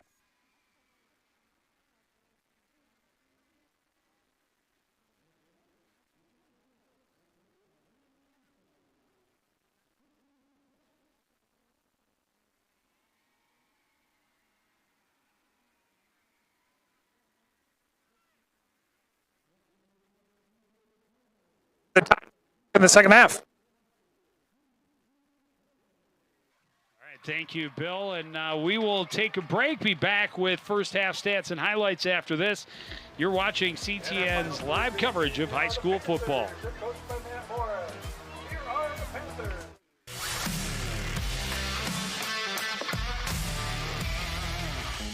All right, Howie, take a look. Our opponents are on this side, and the Cardinals are over here. Where's the line of scrimmage? Right here. Good. So obviously the Cards want to get the ball downfield anywhere over here, and the other guys are pushing back this way over here. So one strategy would take... Hey, Joe! What?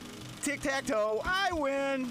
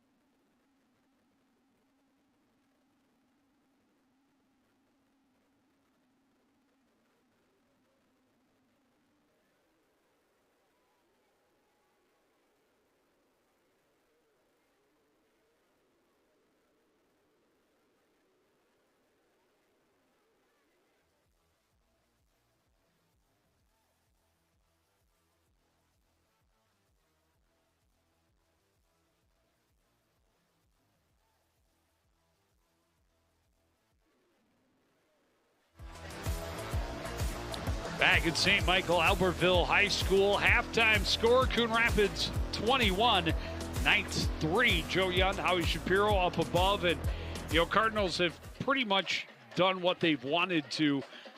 Couple of things that could have gone better. Didn't capitalize on one turnover by turning it back over, and then didn't take advantage of great field position after a turnover on downs. But outside of that, 21-3, it's hard to feel bad. You have to feel pretty good about that. You're putting points on the board. I think your defense is, bending a little bit, but playing really well. Obviously, just the 3 points allowed so far for the defense. So, I think coming out in the second half, we'll see a lot of the same, and I think they'll try and continue to move the ball offensively. Well, Kajan Cummings-Coleman has factored in. He had a nice kick return, and then he's had 2 catches, both for touchdowns. This one just impressive as he reaches over the defender and grabs it behind the defender's helmet, gets his feet down for the touchdown, and then defense forcing some turnovers. A couple of fumbles, both recovered by Jared Fearing. Great run by Danny Scheller, and that set up a Danny Scheller rushing touchdown, the first of the season for the sophomore running back. Yeah, good to see him get in the end zone.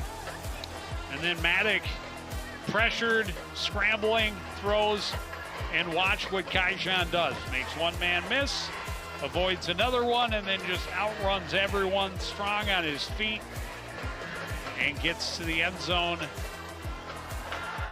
for his second touchdown of the evening. His team comfortably ahead, 21-3. They will have to kick. So St. Michael will get the ball to start the second half, but numbers are relatively even, just lopsided in terms of rushing versus receiving. 178 total yards for the Cardinals, 156 for St. Michael Albertville. 4 penalties. 4 first downs for the Cardinals. Yeah, that's crazy. 10 for the Knights, but turnovers. Turnover battle that's is huge. huge. Yeah, 3 turnovers by the home team. And so Coon Rapids looking to get to 2-1 on the season. The Knights still looking for their first win of the year, sitting at 0-2. They'll get the ball when we kick off the second half after this on CTN. Want to know the who, what, when, and where of Coon Rapids? Then follow CTN on social media. It's that simple. Whether it's Facebook, Twitter, or Instagram, keep up with local news, sports, and events. And the people who make our community such a great place to live. So give us a follow, like, share, or subscribe, and always be the first to know what's up in Coon Rapids. That's CTN, helping you stay connected.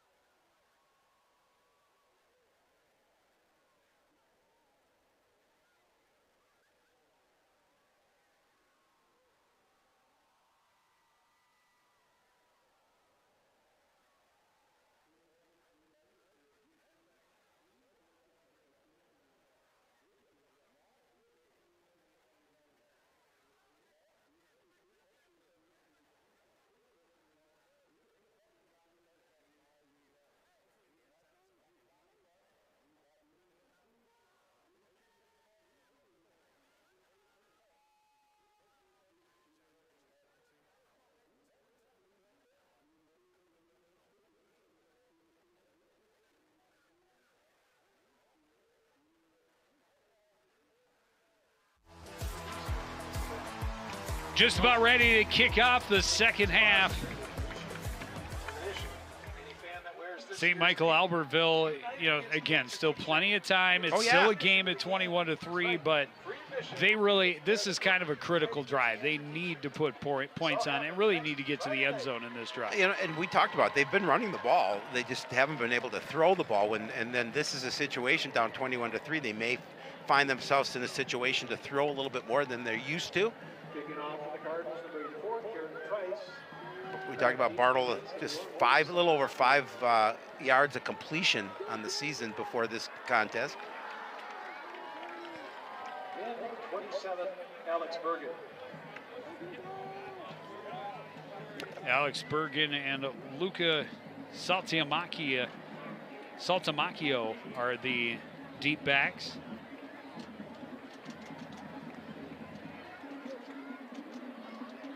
On the 19th off return team, number 4, that's Luis Veda.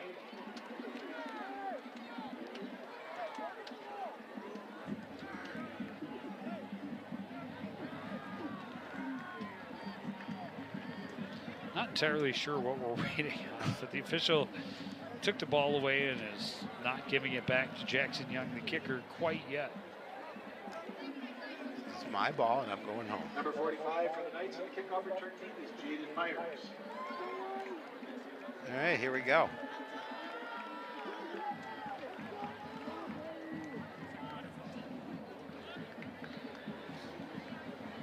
Jackson Young, also a member of the Coon Rapids soccer team.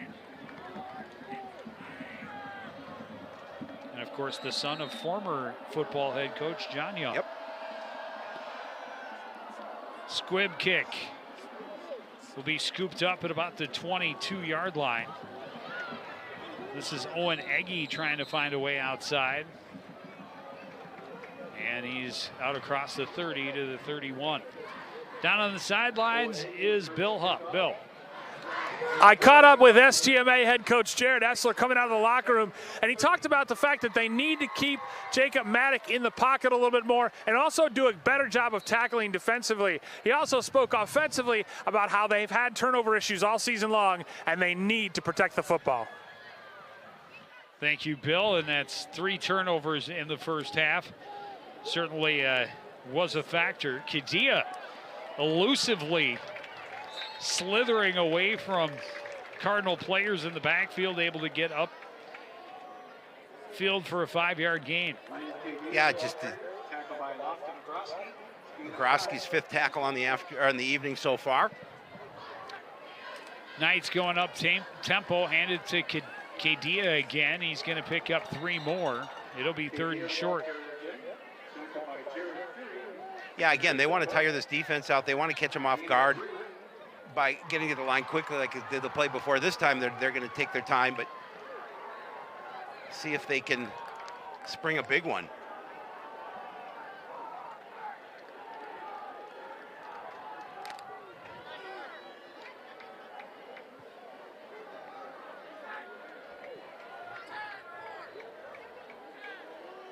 I formation in the backfield. Handoff goes to Kadia. Bounces outside. Has a big gain into Cardinal territory and more. Stretching it out. Knocked out just shy of the 20-yard line. Yeah, he's a very good running back. He came into the game averaging a little over 7 yards a carry, and he's exceeded that here so far tonight. And again, just doing a really nice job of jumping to the outside. And he's got speed.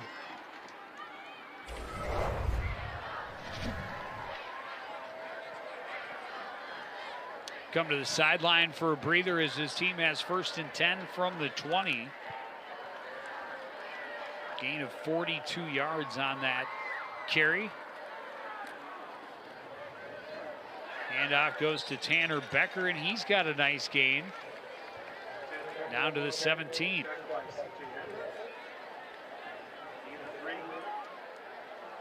Well, you talked about it at the opening, that the Knights need something to happen here on this first drive. Well, and they've struggled with this part of the field. Yes. Two turnovers in Cardinal territory. And held to a field goal and one missed field goal. Kadia hit in the backfield and stopped as he gets back to the line of scrimmage. It'll be third down. Have a good job by the defense just to make sure they followed him and put a hit on him and wrapped him up. See it again, just trying to work his way through.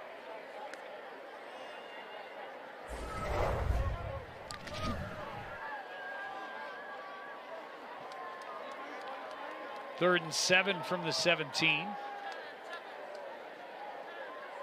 Bartle out of the pistol. High snap, hands it off. Kadia cuts back, looking for room in the middle. He's going to gain a couple and be forced back. It'll be 4th and 5.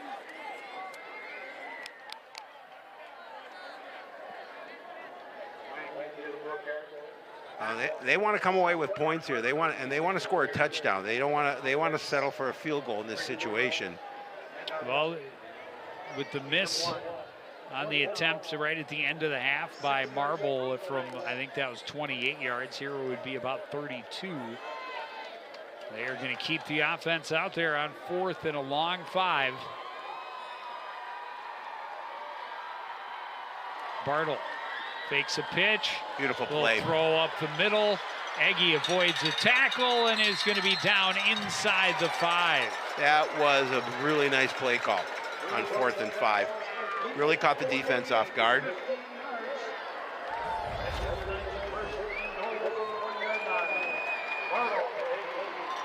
Fake that pitch to Padilla, and then the little give to Eggy, and he did the rest. Just got into the goal line. 1st and goal from the 1.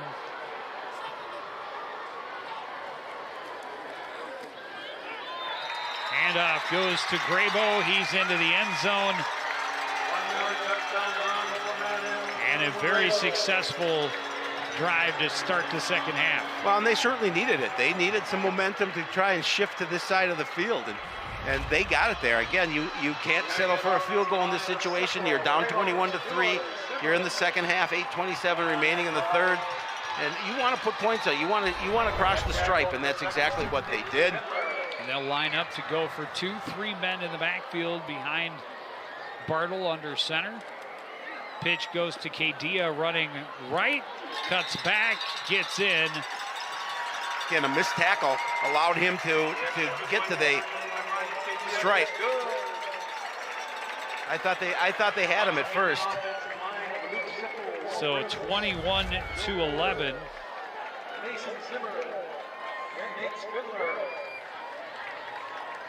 There you're going to see 2-point conversion is successful. Did not exactly cross easily, but got the ball across the play, and that's all that matters. Well, now we'll see what the Cardinal offense can do to see if they can answer back. Now the defense for St. Michael Albertville will want to step up big here on this next drive offensively for the Cardinals.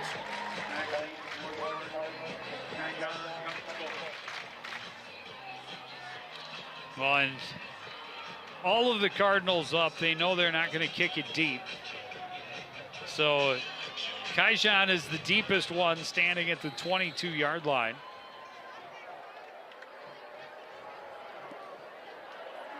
They boot it to the other side, fielded at the 30. And Scheller with a nice return into St. Michael territory as he's taken out of bounds, just shy of the 45. Yeah, and the danger of that is you get a return like that and great field position for the Cardinals to start their first drive here in half number 2. 35-yard kickoff return.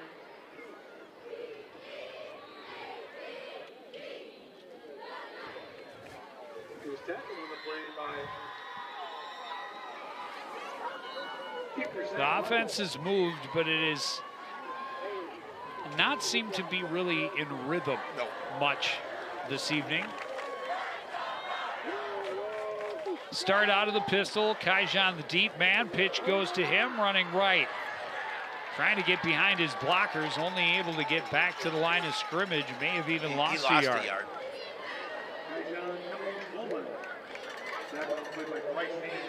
And a good job that time by the defense of just stopping him up. I mean, they need to know, obviously, where number 2 is on the field every single play. But they're able to stop him up and force him for a yard loss.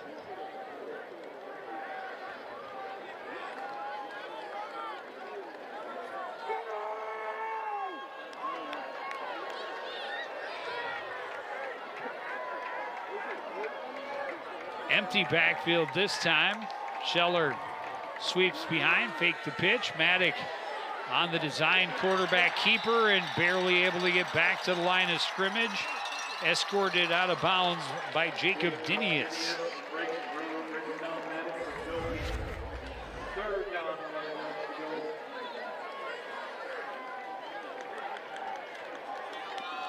Good job, good pursuit by the defense to run him wide. Red made the road trip. Red's always here. See, look at that, aren't you, Red? Yeah. So the second half is starting just the way the Knights wanted. They got a fast touchdown drive. And now their defense, even though they gave up a big return, their defense is held to third and very long, 3rd and 11. Maddock looking long for Ogroski and overthrown, incomplete. And the Cardinals will go 3 and out. That's exactly what the defense wanted them to do, is 3 and out. Get your offense back on the field, an opportunity to climb back into this game, not only down by 10.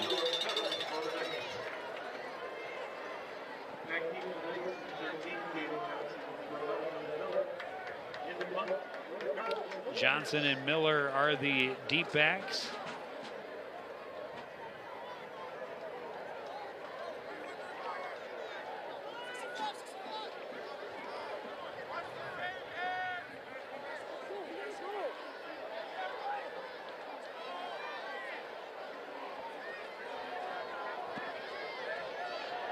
Good high punt, fair catch made by Noah Miller at the 17-yard line.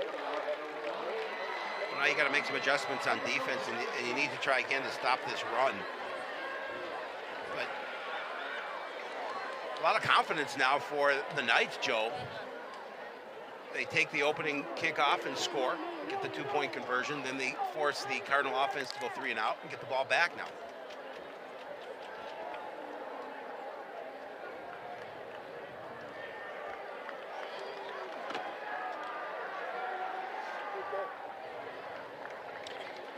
And the other thing we saw a lot, especially in the opener against Centennial, when the defense is forced to spend that much time on the field, it just makes it that much harder for them to hold the line. Handoff, Kedia explodes ahead for a gain of about 6. Yeah, I mean, if he's really off 6-7 yards at a time and able to break that one, he's been the factor for them here in this contest. And a quick play getting back to the back line of scrimmage for the Knights. They call it a gain of 7, ball at the 24, 2nd and 3. Quick pass, complete to Owen Eggy. That'll be enough for a first down. He was hit immediately, but moves the chains. Cummings Coleman on the tackle for Coon Rapids.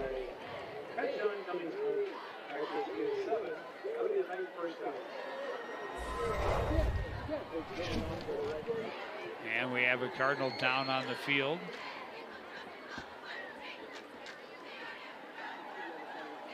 Can't see who that is. Kula, I believe. Looks like he might have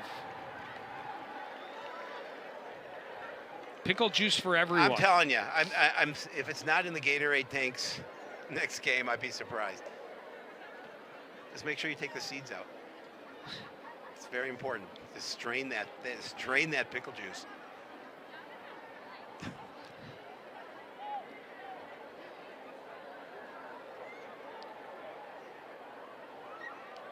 I don't even know how to respond.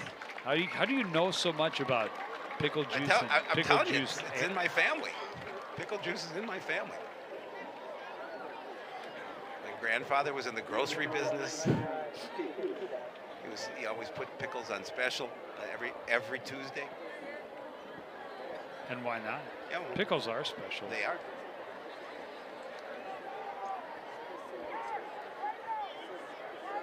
So after the injury timeout, 1st and 10 for St. Michael Albertville from their 30-yard line. They'll operate out of the pistol with 2 receivers wide to the right. Rolling that way is Bartle. He's going to throw as a man all alone behind the defense, and that one thrown short. Holm tried to come back to it, but yeah, he just, if he could have gotten the air, Holm was 20 yards behind there was anybody. no one there. That's a breakdown in coverage by the Cardinal defense. Fortunately, they dodged a bullet there. The pass couldn't reach.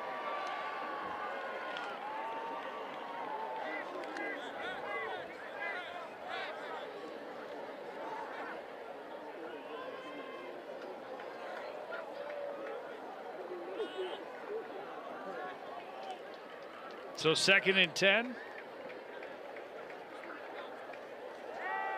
Bartle wants to throw again. Pass in and out of the hands of Jordan Holm on the right side. It'll be 3rd down. Yeah, and that was a good pass. Just quick little pass to Holm and just could not bring it in. That's an unfortunate situation. Now that puts them in 3rd and long. The Cardinals looking to see if they can get a quick stop.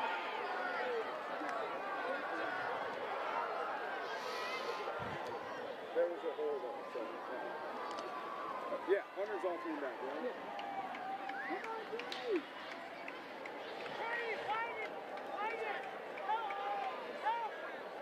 3rd down for the Knights. Bartle is going to keep it. He's going to get the 1st down. And he'll be slowed and stopped at the 45. A late flag coming in. That's going to tack on some extra yards. I think we're going to get another face mask call. Yeah, again, it's not being able to bring him down led to that 1st down. And then, as you mentioned, let's see what the call is. Personal foul, face mask on the defense. 15 yards. You just can't have that. 1st down.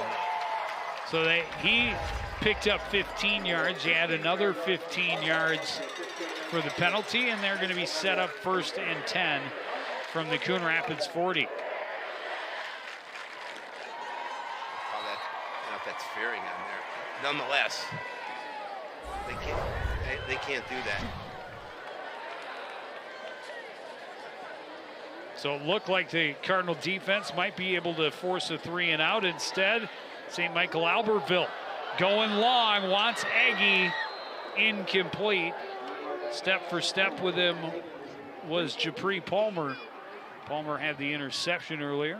No, it was Nypan. What was it? Yeah, that was Aloysius on the coverage. Number 9. Number 9. Number 9. Number 9. Number 9. Number 9.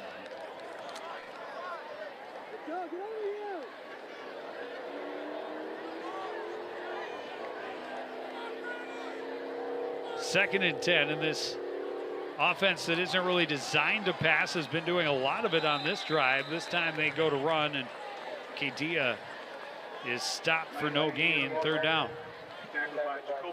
That was a nice play by Jacoby Peterson. That's his 5th tackle on the evening. And just a great job of just stuffing it inside and bringing him down for no gain.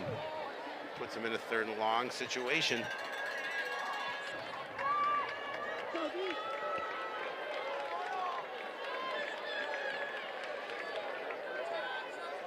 Another 3rd and long for the Knights.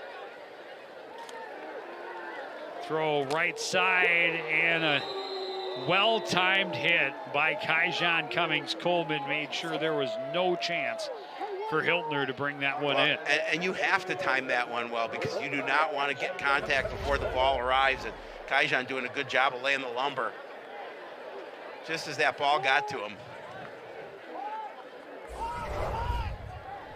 So on 4th and 10, first punt of the night for the Knights. Drew Luster standing at his own 45-yard line. Cardinals will not drop anyone back.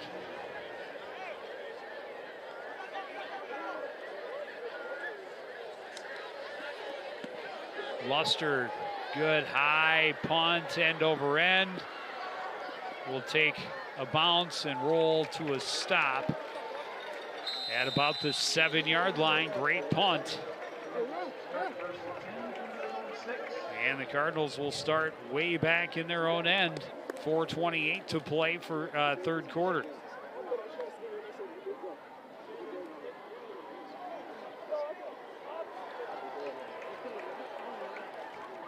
So long field for the Cardinals, Joe, and after a quick 3 and out, their last offensive play, they want to see if they can get something going.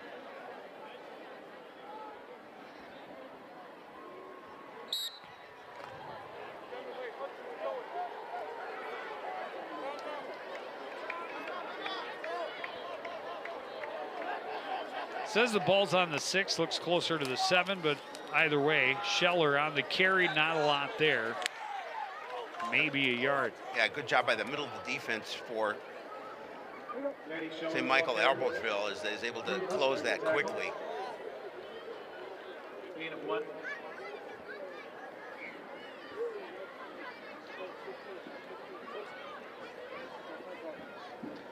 They're calling it a gain of 1. It's a gain of about a half a yard. 1 is being generous. Yeah. And again, second and long, and you're backed up to the shadow of your end zone. You gotta be careful in this situation. While you've led all game, it's definitely not a route. No. Looked like it might be early on. Maddock flush from the pocket, throws on the run, pass complete to Fearing. Dives forward out close to the 15. It'll be 3rd and short from there. Yeah, manageable 3rd down situation here. Try and pick that up. It'll be 3rd and 2. Be closer to 3. It looks like 3. Ball Yeah. at the 9. Put it right at the 9. 14. At the 14. I repeat you. 9. 9. Number 9. We just want to say 9. Number 9. Number 9.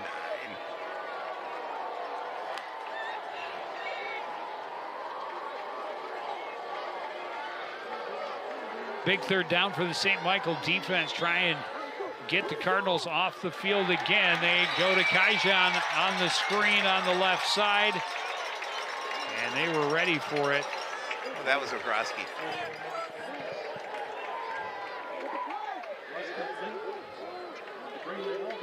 Oh, we're both wrong. Yeah. It's Braden Walton.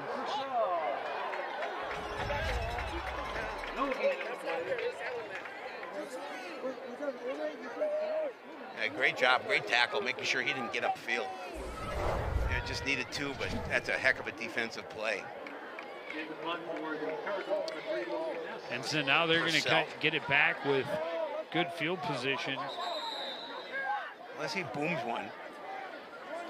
Timeout Cardinals as St. Michael showed the block package at 10 men on the line.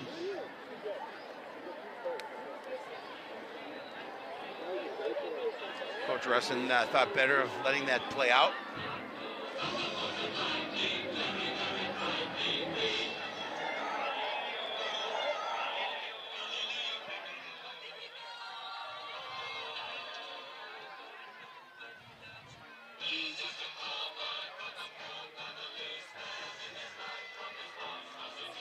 I just want to sing along to this Queen song. You're more than welcome. Well, I don't know. We may lose viewers.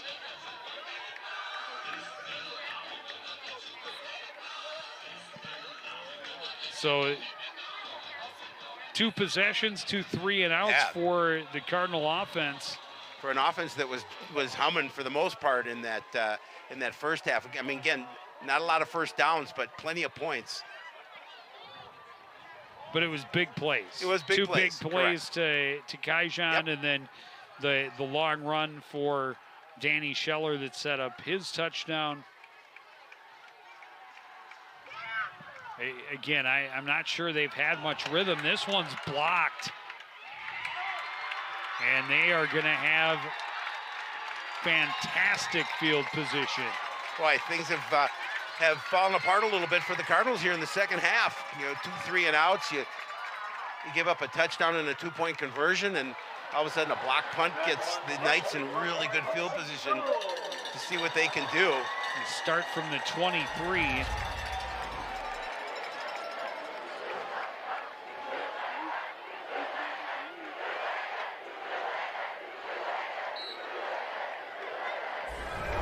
That was Hudson Stone that got in and got the block. He stoned him.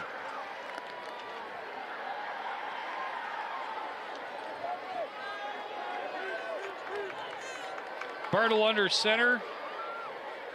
High formation in the backfield. Handoff goes to Kedia. He's got another good run. And will be close to a first down.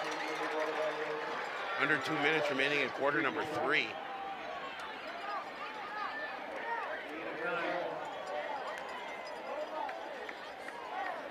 STMA looking to capitalize here on a short field.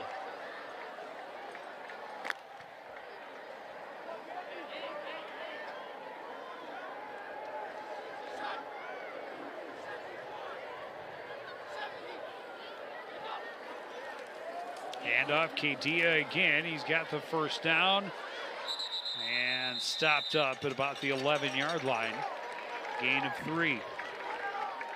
And just a little bit of a surge by that offensive front, able to push that defensive line back. And Kedia able to pick up that first down. And we have another player down.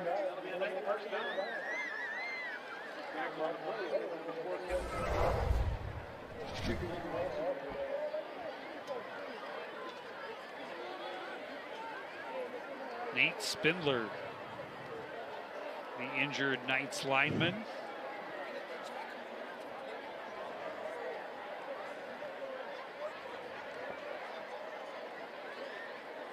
Yeah, we certainly hope he's okay. Clock stopped with 1:22 to go here in the third quarter.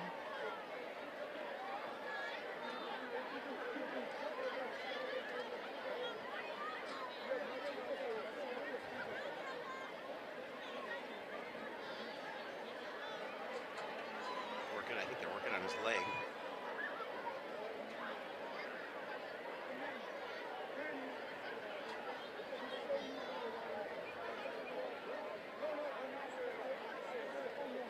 Coach Essler on his way out. Call a couple of teammates out to help him. It's not a good sign. No.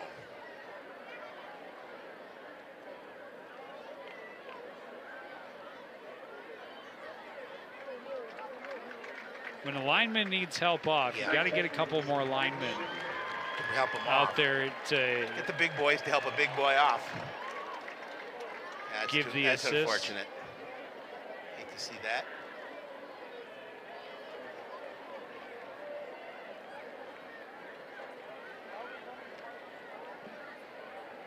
It's a little uncomfortable.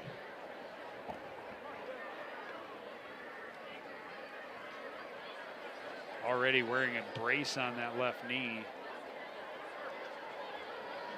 Number 78, Parker Anselin.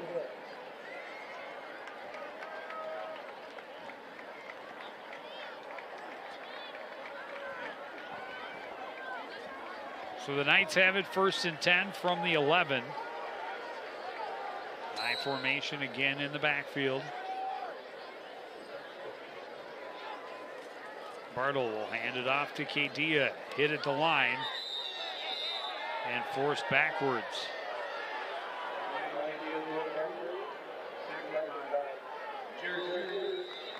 Kedia a little slow. The way he was thrown down, there were some calls for flags, but none come. No.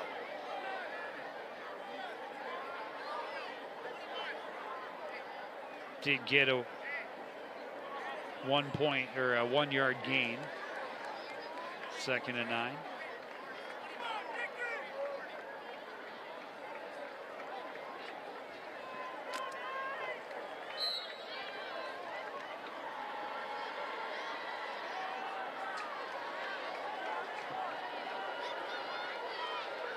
Graybo, the deep back now. He gets the carry right side. Short gain. Bring up third down. Yeah, good. That time, good job by the defense to stuff that middle. Limit production. Ball's at the 8-yard line. They can get a first down at the 1. They can. Kenny Wells with another tackle. And Ross as well. Kadia back in, and he's the deep back on third down. Get the handoff. No, the play action. Throwing and incomplete.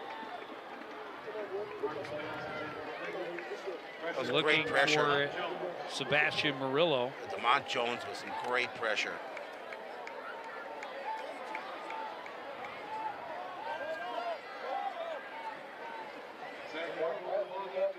They're going to kick a field goal here.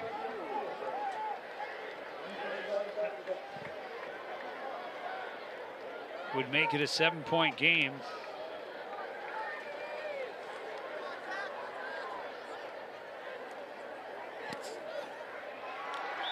Plenty of height, plenty of distance, and plenty straight. So as you mentioned, all of a sudden it's just a 7-point lead for Coon Rapids, who has really have done nothing here in the second half offensively.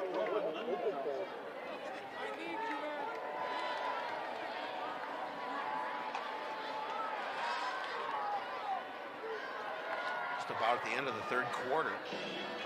To say almost nothing is to say they've done something. Okay, well, you know, which they really have not. They have not. But they've been out there. They have. I mean, they gained 7 yards. They went backwards on their first drive, lost a yard. 7 yards on their second drive. So 6 yards in the quarter on 6 offensive plays. One punt that was decent and one that was blocked.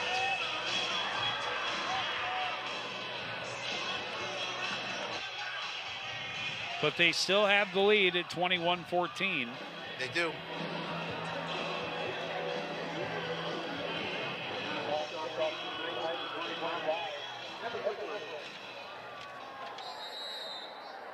But the defense has to feel pretty good. Two 3-and-outs forced.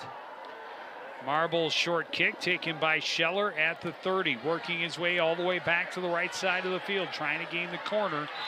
Not going to be able to find room. He's out of bounds short of the 35.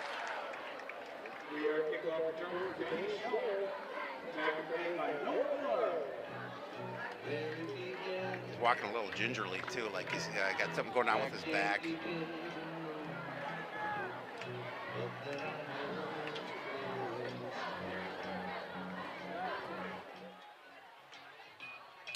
And that'll do it for the third quarter. The Cardinals will start on offense when we start the fourth.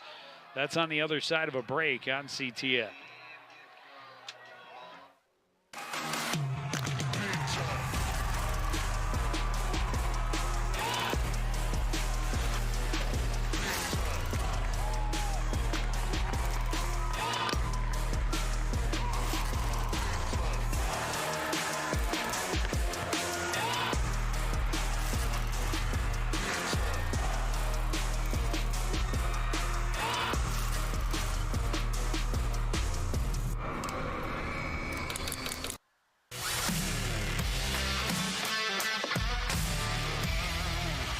Did you know that a player will jump an average of 300 times per game of volleyball?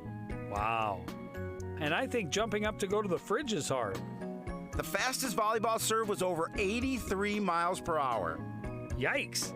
If that serve were coming at me, they could have the point. I like my hands. They're dainty. Huh?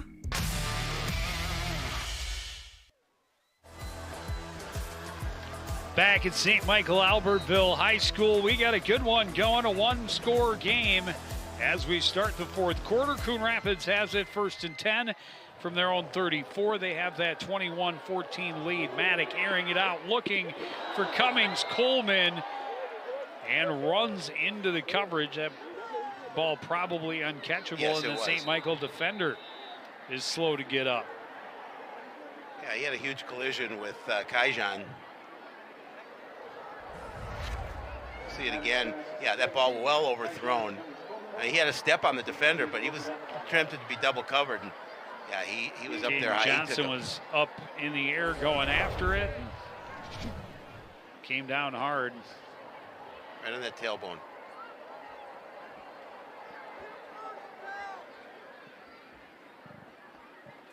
We certainly hope he's okay.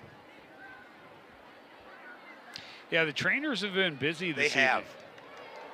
But it looks like good to see. He's most likely going to be okay. Able to get up and walk back across the field.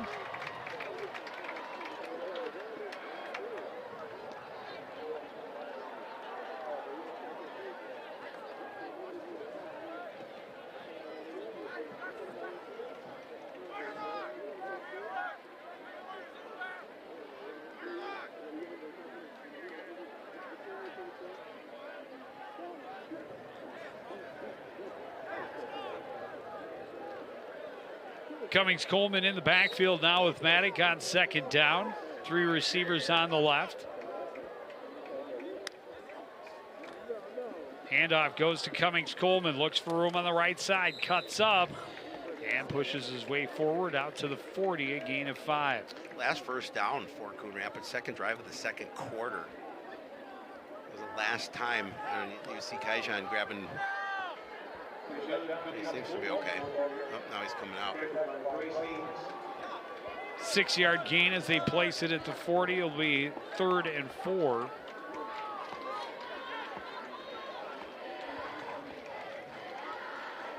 Cummings Coleman checked out.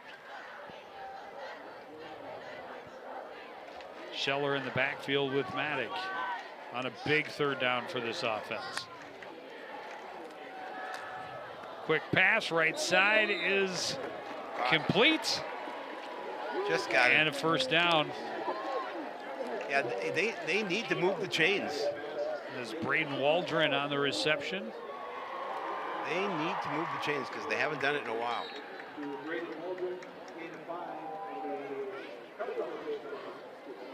Took a long time to get a signal from the official as to whether that was caught.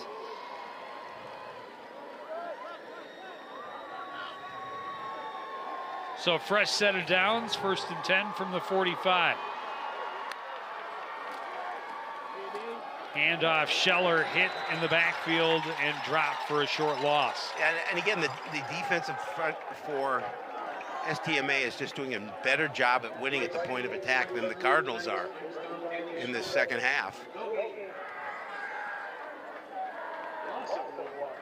So lose a yard.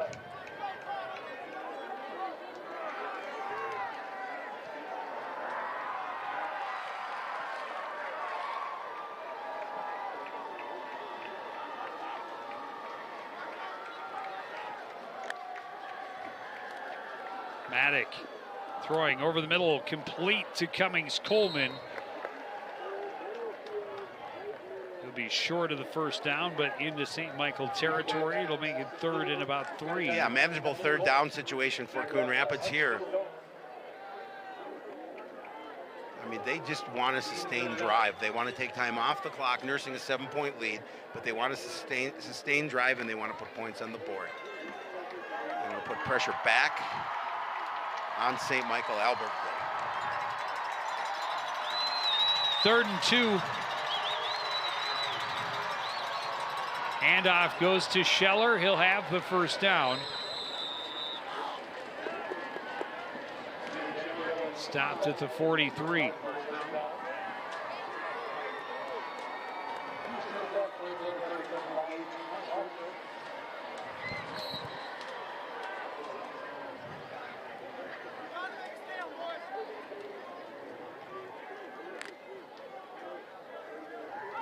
Make it the 42, gain of 5.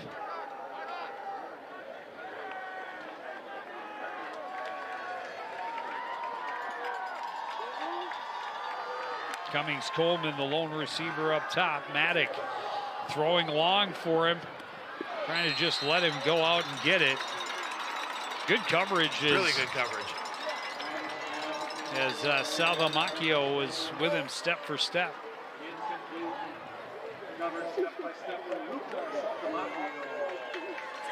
Yeah, just a really good job. And you gotta stick to him if you're gonna cover Kaijan. You can't give him any room. You certainly can't let him get behind you.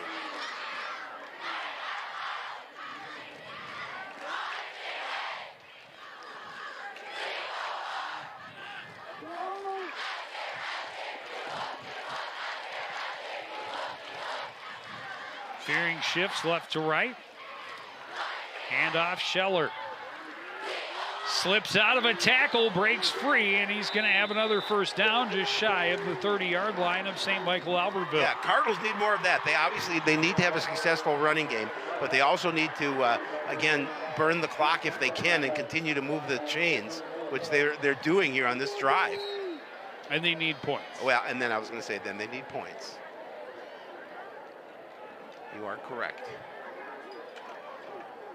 As usual. Yeah. There would be some who would disagree with that statement.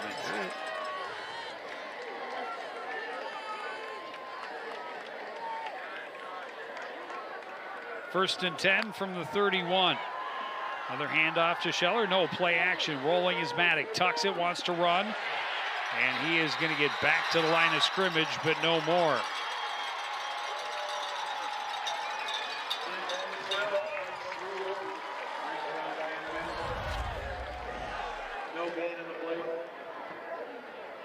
Again, he had the edge. I'm not sure why he didn't continue to run around the end, but good job by the defense to close it.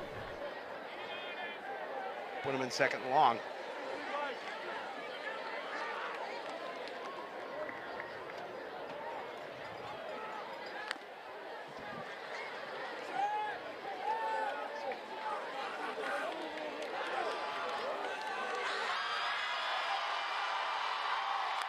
Cummings Coleman, the man in motion. Handoff goes to Scheller, hit immediately. Dives forward for a short gain. Ball came out, and the Knights have it. And that's huge. That is huge.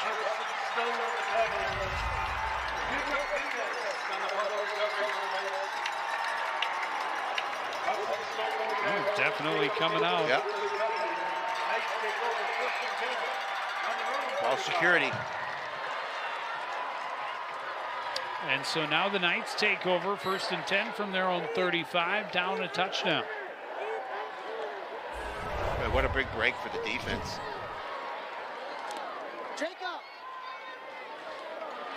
A tough blow for Danny Scheller. Trying to get a little extra yardage. Ball pops out.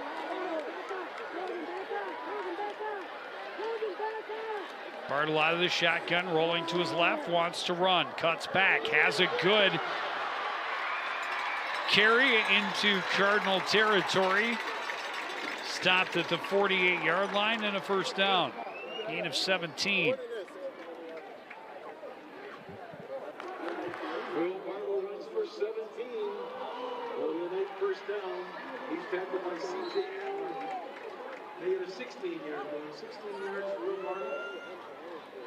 Ball spotted at the 49.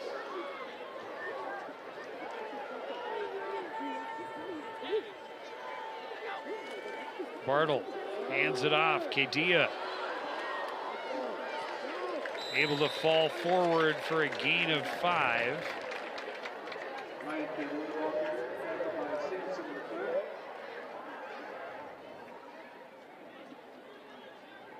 Gain of 5.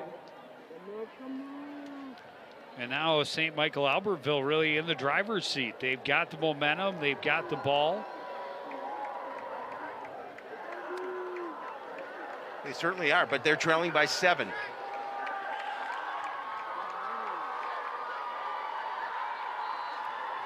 Handoff Kedia. Another good chunk. He'll be stopped at the 40. It'll be 3rd and 1. Well, if they continue to get 4 to 7 yards per carry, that 7-yard or that 7-point difference, that'll be gone. will disappear. And then the question becomes, do they go for the 2-point conversion? To win the game. Which they were successful on their first try.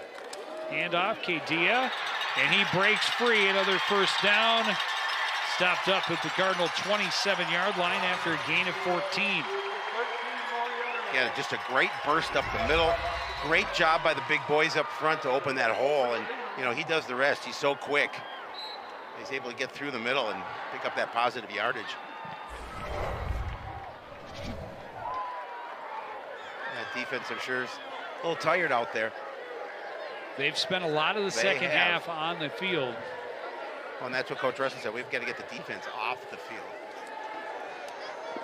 Pass. It was tipped. Batted away. By Jones, I believe. DeMont Jones got a piece of it. Logan Ness was in that passing lane as well.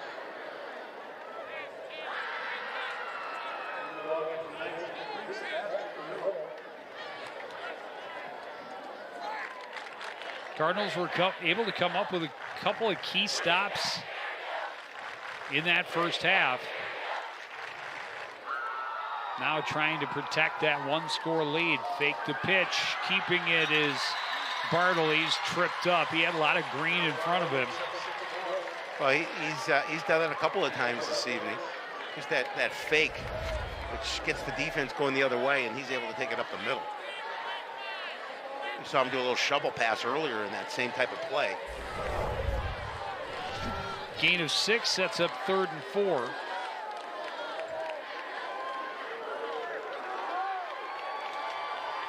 Graybow, the running back, in the backfield with him.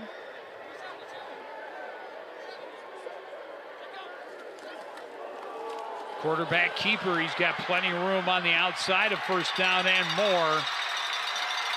Stopped at the 12-yard line of the Cardinals. First down. Yeah, again, just the offensive line is firing off the ball and really doing a good job of keeping the defense at bay. And Bartle with a nice job of getting around the edge, and you can see the guys making sure that they were holding their blocks, allowing him to find that corner. And again, this is the home opener for St. Michael Albertville. Started the season with a pair of games on the road. Yeah, Blaine Adenoka. Now trying to fight back from what was once a 21-3 deficit. Rolling out is Bartle, throws on the run, had a man in the end zone and just overthrew the intended receiver, Drew Luster.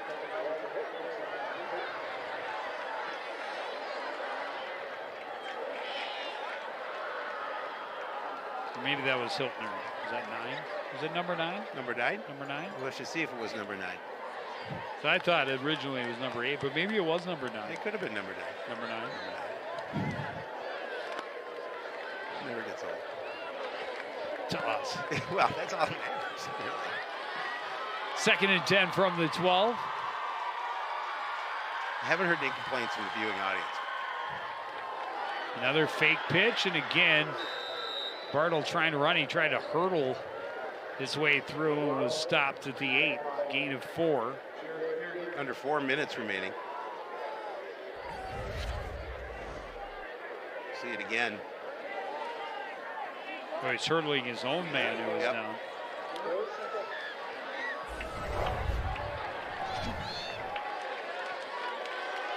3rd and 6 from the 8. High snap, ball's on the ground. Bartle able to get it back. Short loss, 4th down. Yeah, they're fortunate they were able to get it back.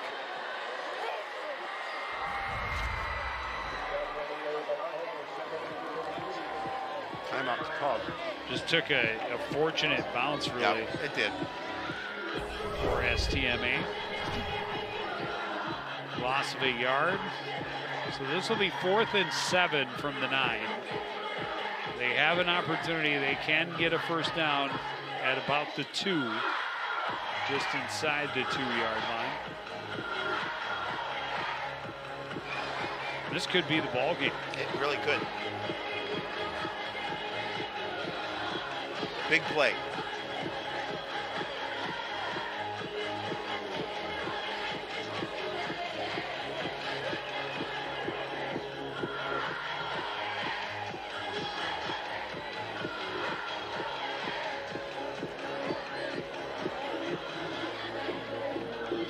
sure they have the right play dialed up. And defensively for Coon Rapids, they want to make sure that they keep an eye on and just really stay at home, try and win that battle at the point of attack and push that offensive line back.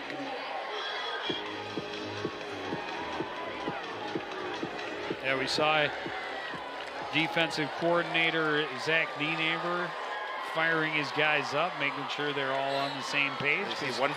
It comes down to this. 1 for 2 on 4th down.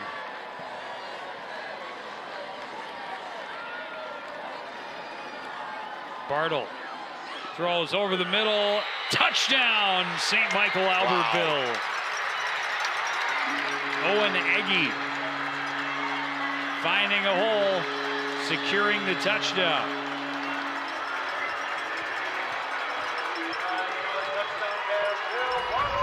And so now a 1-point game with the point after to come, 3:20 to go in the 4th quarter. And they will send Marble out to attempt the extra point. Fearing tried to dive in front of that pass and tip the ball, but just a little late.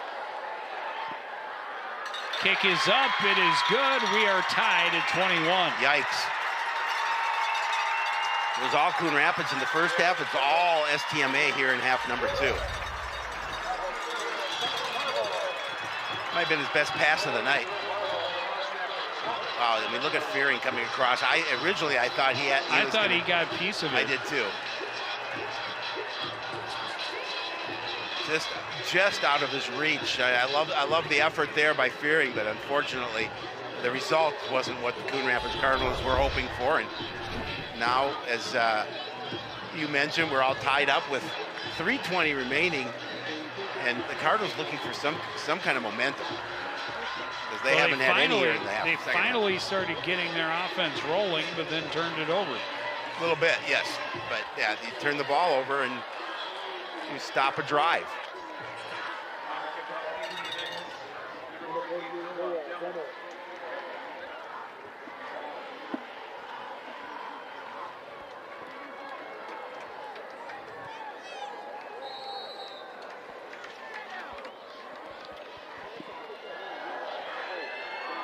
Kick it deep. Kaijan will take it from the 17, looking to find a seam out across the 30 and close to the 35. Now, good field position nonetheless to start this drive here for the Cardinals.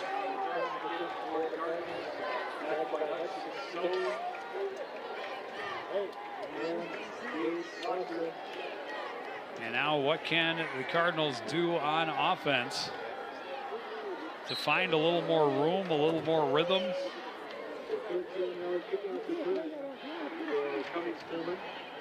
An opportunity with the game. Successful drive wins you the game here. Yes, absolutely. Maddock out of the shotgun, low snap. Scoops it up, throws it right side. That could be grounding. It's got to be grounding. How's that not grounding? I'm waiting for the flag and not seeing it. There it is. Yeah, it has to be grounding.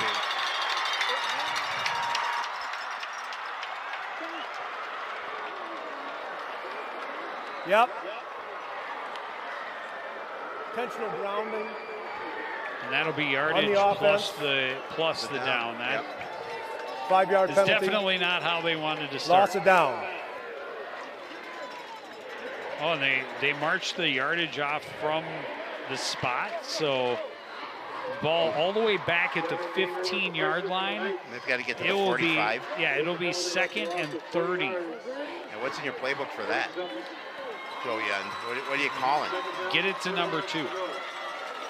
It's the only hope you have at this point.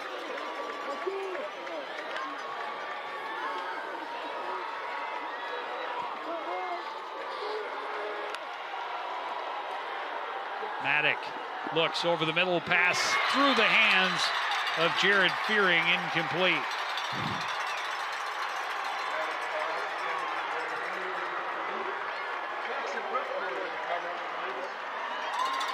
Yeah, not a lot of time off the clock too. That's, you know, if they go 3 and out here, it gives St. Michael Albertville plenty of time to try and win this. And your tired defense has to march back out onto the field.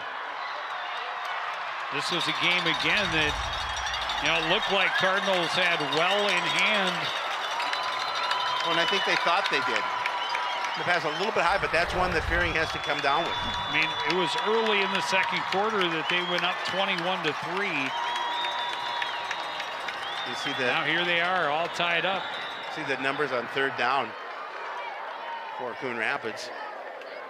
Not as efficient as they want to be. Delay game It's going to be on the delay offense. game, back them up even 5-yard further. penalty. Third down. The crowd here at St. Michael Albertville High School has come to life. As well they should. Their team has made an impressive comeback, and now here it is, 3rd and 35 from the 10. Bubble screen goes to Cummings Coleman, and he'll get him some room, but Still, they're going to get good field position here. At least they should.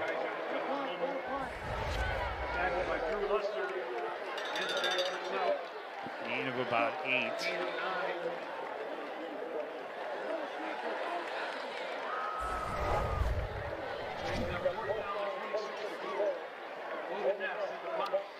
Caden Johnson, Noah Miller, the deep back, standing right at midfield, awaiting the punt from Logan Ness.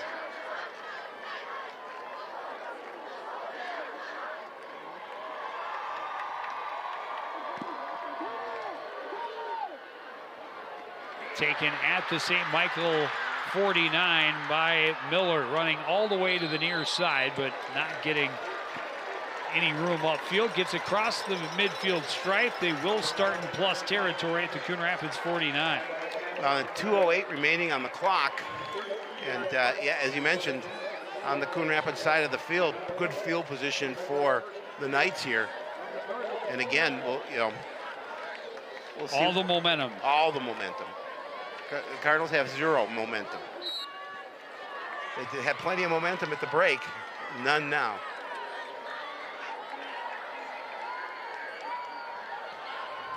Bartle out of the pistol, hands off. Kadia runs into a pile of bodies, gains a yard.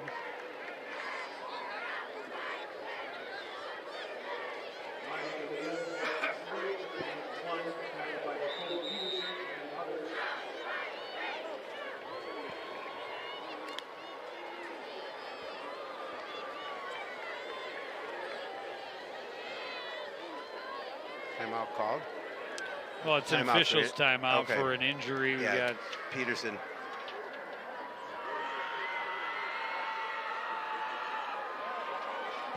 I know he does not want to come out of the game.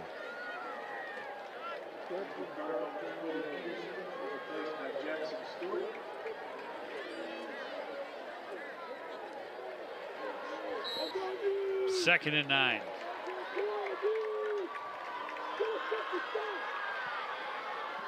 Bartle looks to his left, throwing it long, has a man, caught deep into Cardinal territory. Eggy dragged out close to the 15. Well, I thought that touchdown throw by Bartle was his best throw of the night, and I think that pass was his best throw of the night. He laid it in there perfectly where it needed to be, and now deep in Cardinal territory with 1:38 remaining and a pretty good running game. Yeah, time definitely not an issue for St. Michael Albertville at this point. Got a couple of timeouts in their back pocket. Set up 1st and 10 from the Cardinals 14. They go with a full house backfield.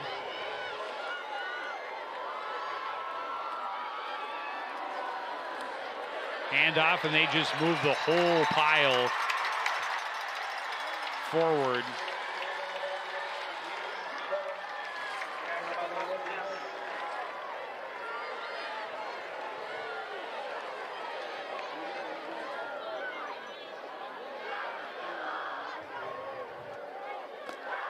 Second and 3, ball at the 7.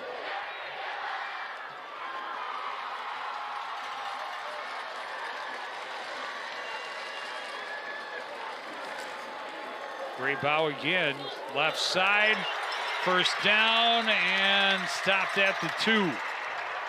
first and goal. Yeah, again, just great blocking up front. Yeah, give the Knights credit. They've done such a nice job here in the second half of taking over this game. Cardinals call timeout. Yeah, and they're a couple of yards away from taking their first lead of the night. Well, they've shown they've got a field goal kicker that can definitely put points on the board from here. So they're not going to call timeouts. Nope. Cardinals have to preserve some time, knowing that pretty good chance that St. Michael Albertville is going to be taking its first lead of the ball game here in the final minute of the fourth quarter.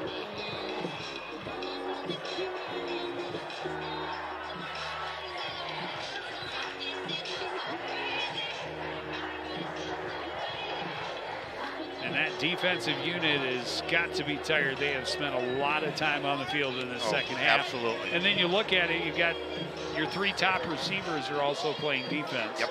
So they are on the field pretty much all night long.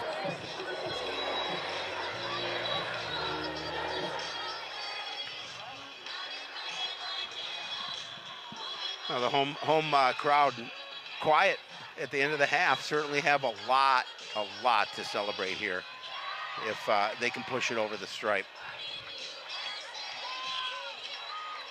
Under a minute remaining. Well, Graybow has been their power running back, dancing his way to the sidelines here on first and goal. Dia is the deep back. Heavy package in, 2 tight ends on the right side. Quarterback sneak. Touchdown, St. Michael. Yeah, that play did not surprise me at all. That was a smart play. You've got a good runner behind that big line who's been winning the battle all night, well, at least all half long. And barring a miracle, the Knights are going to win this one.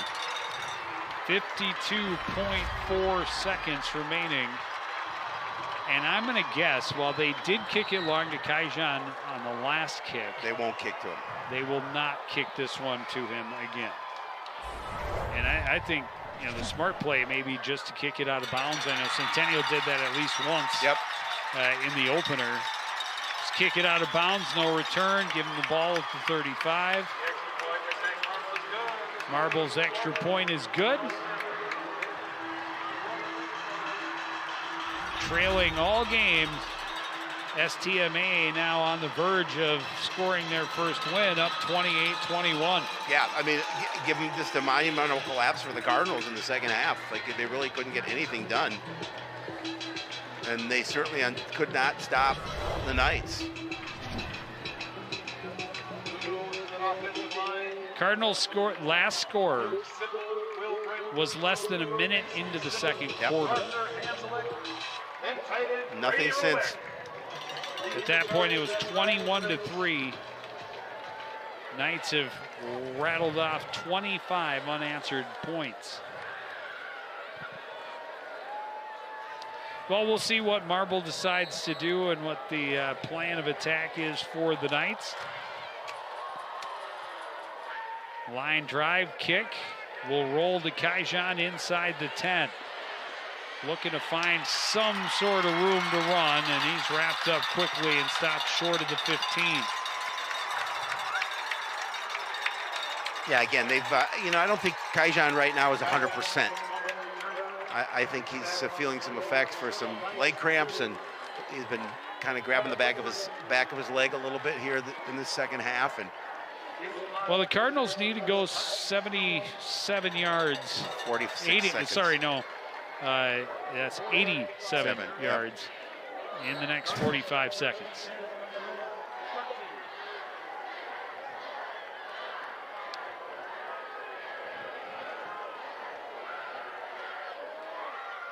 They'll spread them out. 5 receivers for Jacob Maddock on 1st and 10.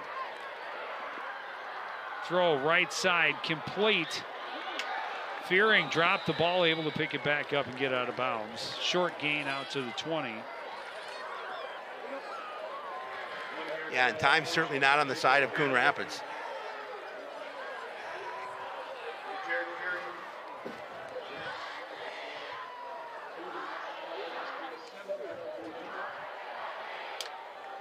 And it's good to pick up yards, but 7 yards when you need 87.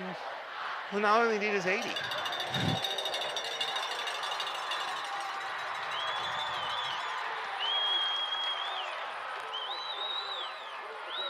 Maddock, chase from the pocket, rolls to his right. Fires it back across the grain, picked off. And that will do it. That was just on a hope and a prayer, just an ill-advised. He's got to throw that away. Yeah, or get this run out of bounds is what he should have done. He had the opportunity. But yeah, that'll do it. The Cardinals are going to drop a tough one. They certainly at half thought they had this game in hand, but unfortunately they did not. And I'll tell you, the Knights, I give a lot of credit to, did a really nice job. Knights have come out, take a knee, and they will score their first win. And what a way to do it. Again, an emotional night as they honored an alum who was tragically lost while serving as a Fargo police officer over the summer. And they found themselves in a big hole early. They did. And give them a lot of credit. They fought back. A terrific second half for the Knights. And they, again, scored 25 unanswered points. Come back from a 21-3 deficit to win 20-21. And they'll have identical records at 1-2 going into next week. Cardinals will be at home against Champlin Park. St. Michael will be here at home against Centennial. That's a tough one for them.